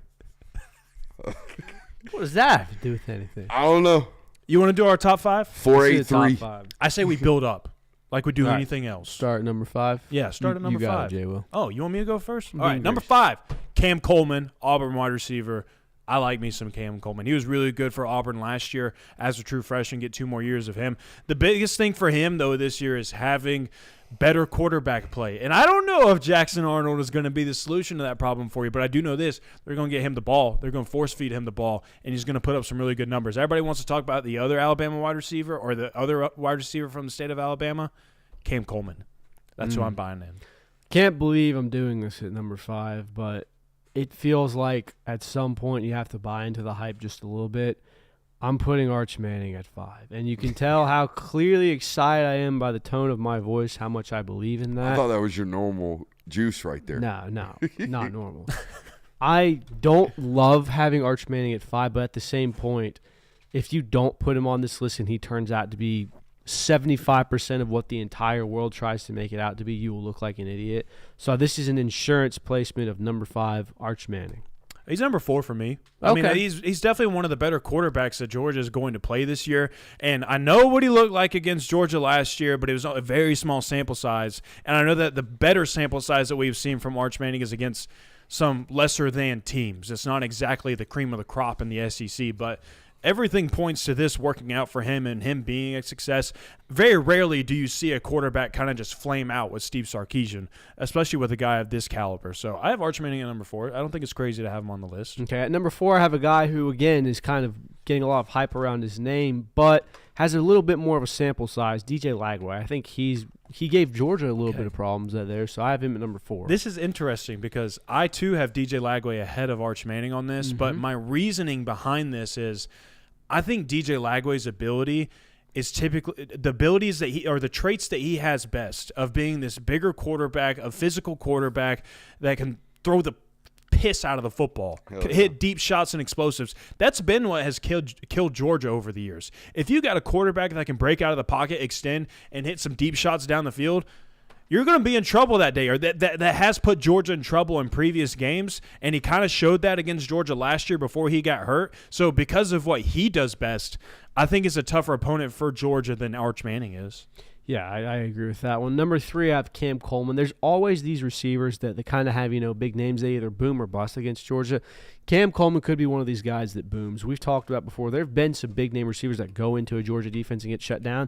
There have been some big-name receivers that go into a Georgia defense and absolutely light it up. Cam Coleman's one to pay attention to this year in Auburn, in Jordan-Hare. I mean, it could be ugly for them. I don't know why I just had a stroke in the middle of that sentence. That's why I looked up. It's all good. I went with Ryan Williams as my number 2 player on this list. His most famous play is against Georgia, but again, I mean, it's just a fact. I think he is the best wide receiver. Most famous plays. 2 of I them? think the tip pass. tip pirouette over Malachi was nuts. Sorry, Luck. I mean to pick Anyways. scabs. Look. Moving on, anyways. I think he is the best wide receiver in this conference. So, All right, well, I'm looking for a 5th right now, but I got 4 names that were left off y'all's list. Hold that on, are I still way got one better more than slot. yours. I guarantee you don't have either of these names. Go ahead. you sure about that? Yeah. My number 1 player, Anthony Hill from Texas. Shit. He was my number 2 player. Ryan Williams was my number 1 player. Okay.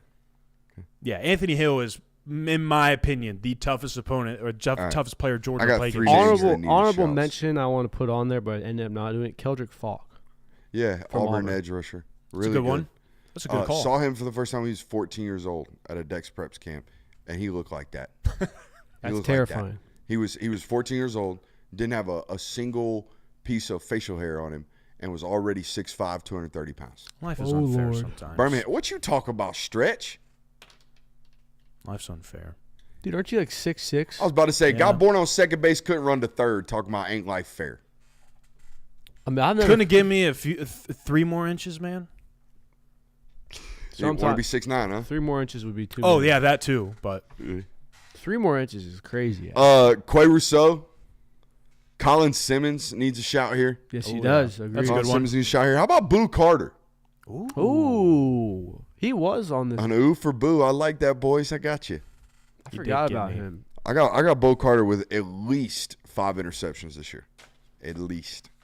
And maybe a tut or 2. You know? Supposed to be playing offense a little bit. I mean, he's Gonna have to. He's basically the Returning focal punts point for in him. almost Yeah, everything they have right now. to be honest, they're going to need to Travis Hunter, that dude. I don't mean kinda to did laugh with at Tennessee returning punts. fans right now, but they might have to Travis Hunter, that guy. Tennessee Hunter. Might have to do it. Tennessee Hunter. Boo Carter's overhyped, sir. Oh no, Sir, no, with no, all no. due respect. No. Turn the tape on. I think Boo Carter's just on a relatively. Not shitty only team. do we disagree, but Tennessee Comparatively also very much so disagrees because that guy threatened to leave, and they did everything in their power to make sure that Boo Carter stays at Tennessee. Yeah. He's a really good football player. Yeah. Oh, we have 2 more wheel spins for you if you'd like to close out the show in that fashion. Oh. Man, I feel like Or a doom scroll. I'm not doom Either one. scrolling. Daily I'm just, scrolling. Either one. I'm just thinking there's something. There's got to be something I can give you here. From the trail or what? Yeah. Oh, tomorrow's a big one. Where are you going tomorrow? Tomorrow there's a jamboree at New Manchester High School. They're doing jamborees already? Yeah, big time. Big time spring jamboree going on. This one was supposed to be at Georgia State, but apparently Georgia State double booked. I think there's some concert going on, like it's more important than high school football. I mean, don't know. what concert is it? That's very. Hell if I know, Ricky. Let's see here. Come on, Coach. Where's your DM? Right here. Tomorrow, I actually employed my stepfather. I'm having a take your father to work day tomorrow. Oh yeah. Yeah, it's gonna be fun. I used to go to work with him. I made a joke. I said, I think it'll be a lot more enjoyable than post hole digging, but you're probably not gonna get as many life lessons out of it. But that's okay. We got Carver Columbus and Carver Atlanta tomorrow, so both the Carvers. New Manchester, obviously Douglas County, Valdosta coming up tomorrow. Ooh. They got big 6'5", 260-pound defensive end that's blowing up. Hold up, you're headed to Valdosta tomorrow? No, they're coming up. Oh, okay. I was like, shit. buddy, you were just down there. Buddy. And you drove home? I mean, I drove down to Thomas County Central Saturday and then drove back home from basically the state line, drove back home for Mother's Day, and then got in the car Monday morning, drove to Houston County, hung out in Houston County, drove to Colquitt County, slept in a hotel last night, woke up, might have hit the snooze button on my phone, and then my phone decided it was going to die. Oh, lovely. Luckily, I had to go to the bathroom at 6:45, so I only missed like 10 minutes of practice, but then went to Lee County. Drove up from Lee County this morning. Yeah, we're an insane person. We're driving a little bit too much for a couple of interviews, but it is what it is. For the love of the game. Business is business. For the love of the game. That's what it's for. I'm excited about Malachi Lee, though. So how do they do these Gymborees? Is it like you play a quarter against a team and then they rotate or what? Play a couple series. Okay. Against a team. I think it's like 30-minute blocks. So they'll probably do offense, flip over defense, and then go play the next team. Is it all varsity or do they throw JV in there too? I don't know that answer. I would imagine knowing these – well, first of all, a couple of these teams don't really have JVs.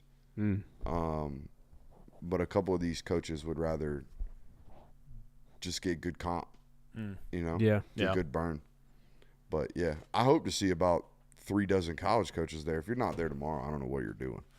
Unless you're going to see some priority target that's out of state, which I know Hawaii. Georgia's doing. So there's that. Not often you get to go to Hawaii on a business expense. Hawaii would be cool. Honestly, you might have just gave me an idea. Oh, lovely.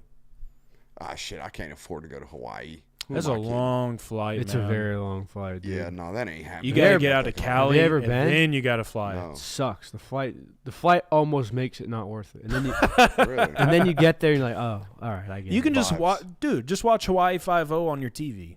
Same thing. I don't think it's the same, JWill. You get all the scenery, the looks. You see how dangerous it is Just because that watch- show's real. Got to be a big screen, though. Yeah, Dude, just watch IMAX. Lilo and Stitch. got to get the feel for the waves. Here's man. what you do. Why are you buying an IMAX? I want to go to Hawaii. But I can't afford to do. go, so I settle for a flat screen TV. You All buy a right. ticket to the nearest movie theater and you see the live action remake of Lilo and Stitch. See, I would probably go for Getting Sarah Marshall. I've actually never watched that one. I haven't either. I know the plot of it though, so I was kind of like, I don't need to. I don't enjoy Paul watching. Rudd's character in that movie. You got to watch it just for that.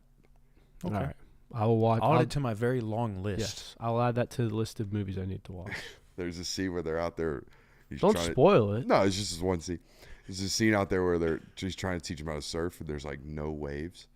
And Jason Segel's character looks at Paul Rudd and's like, "Hey man, what time is it?"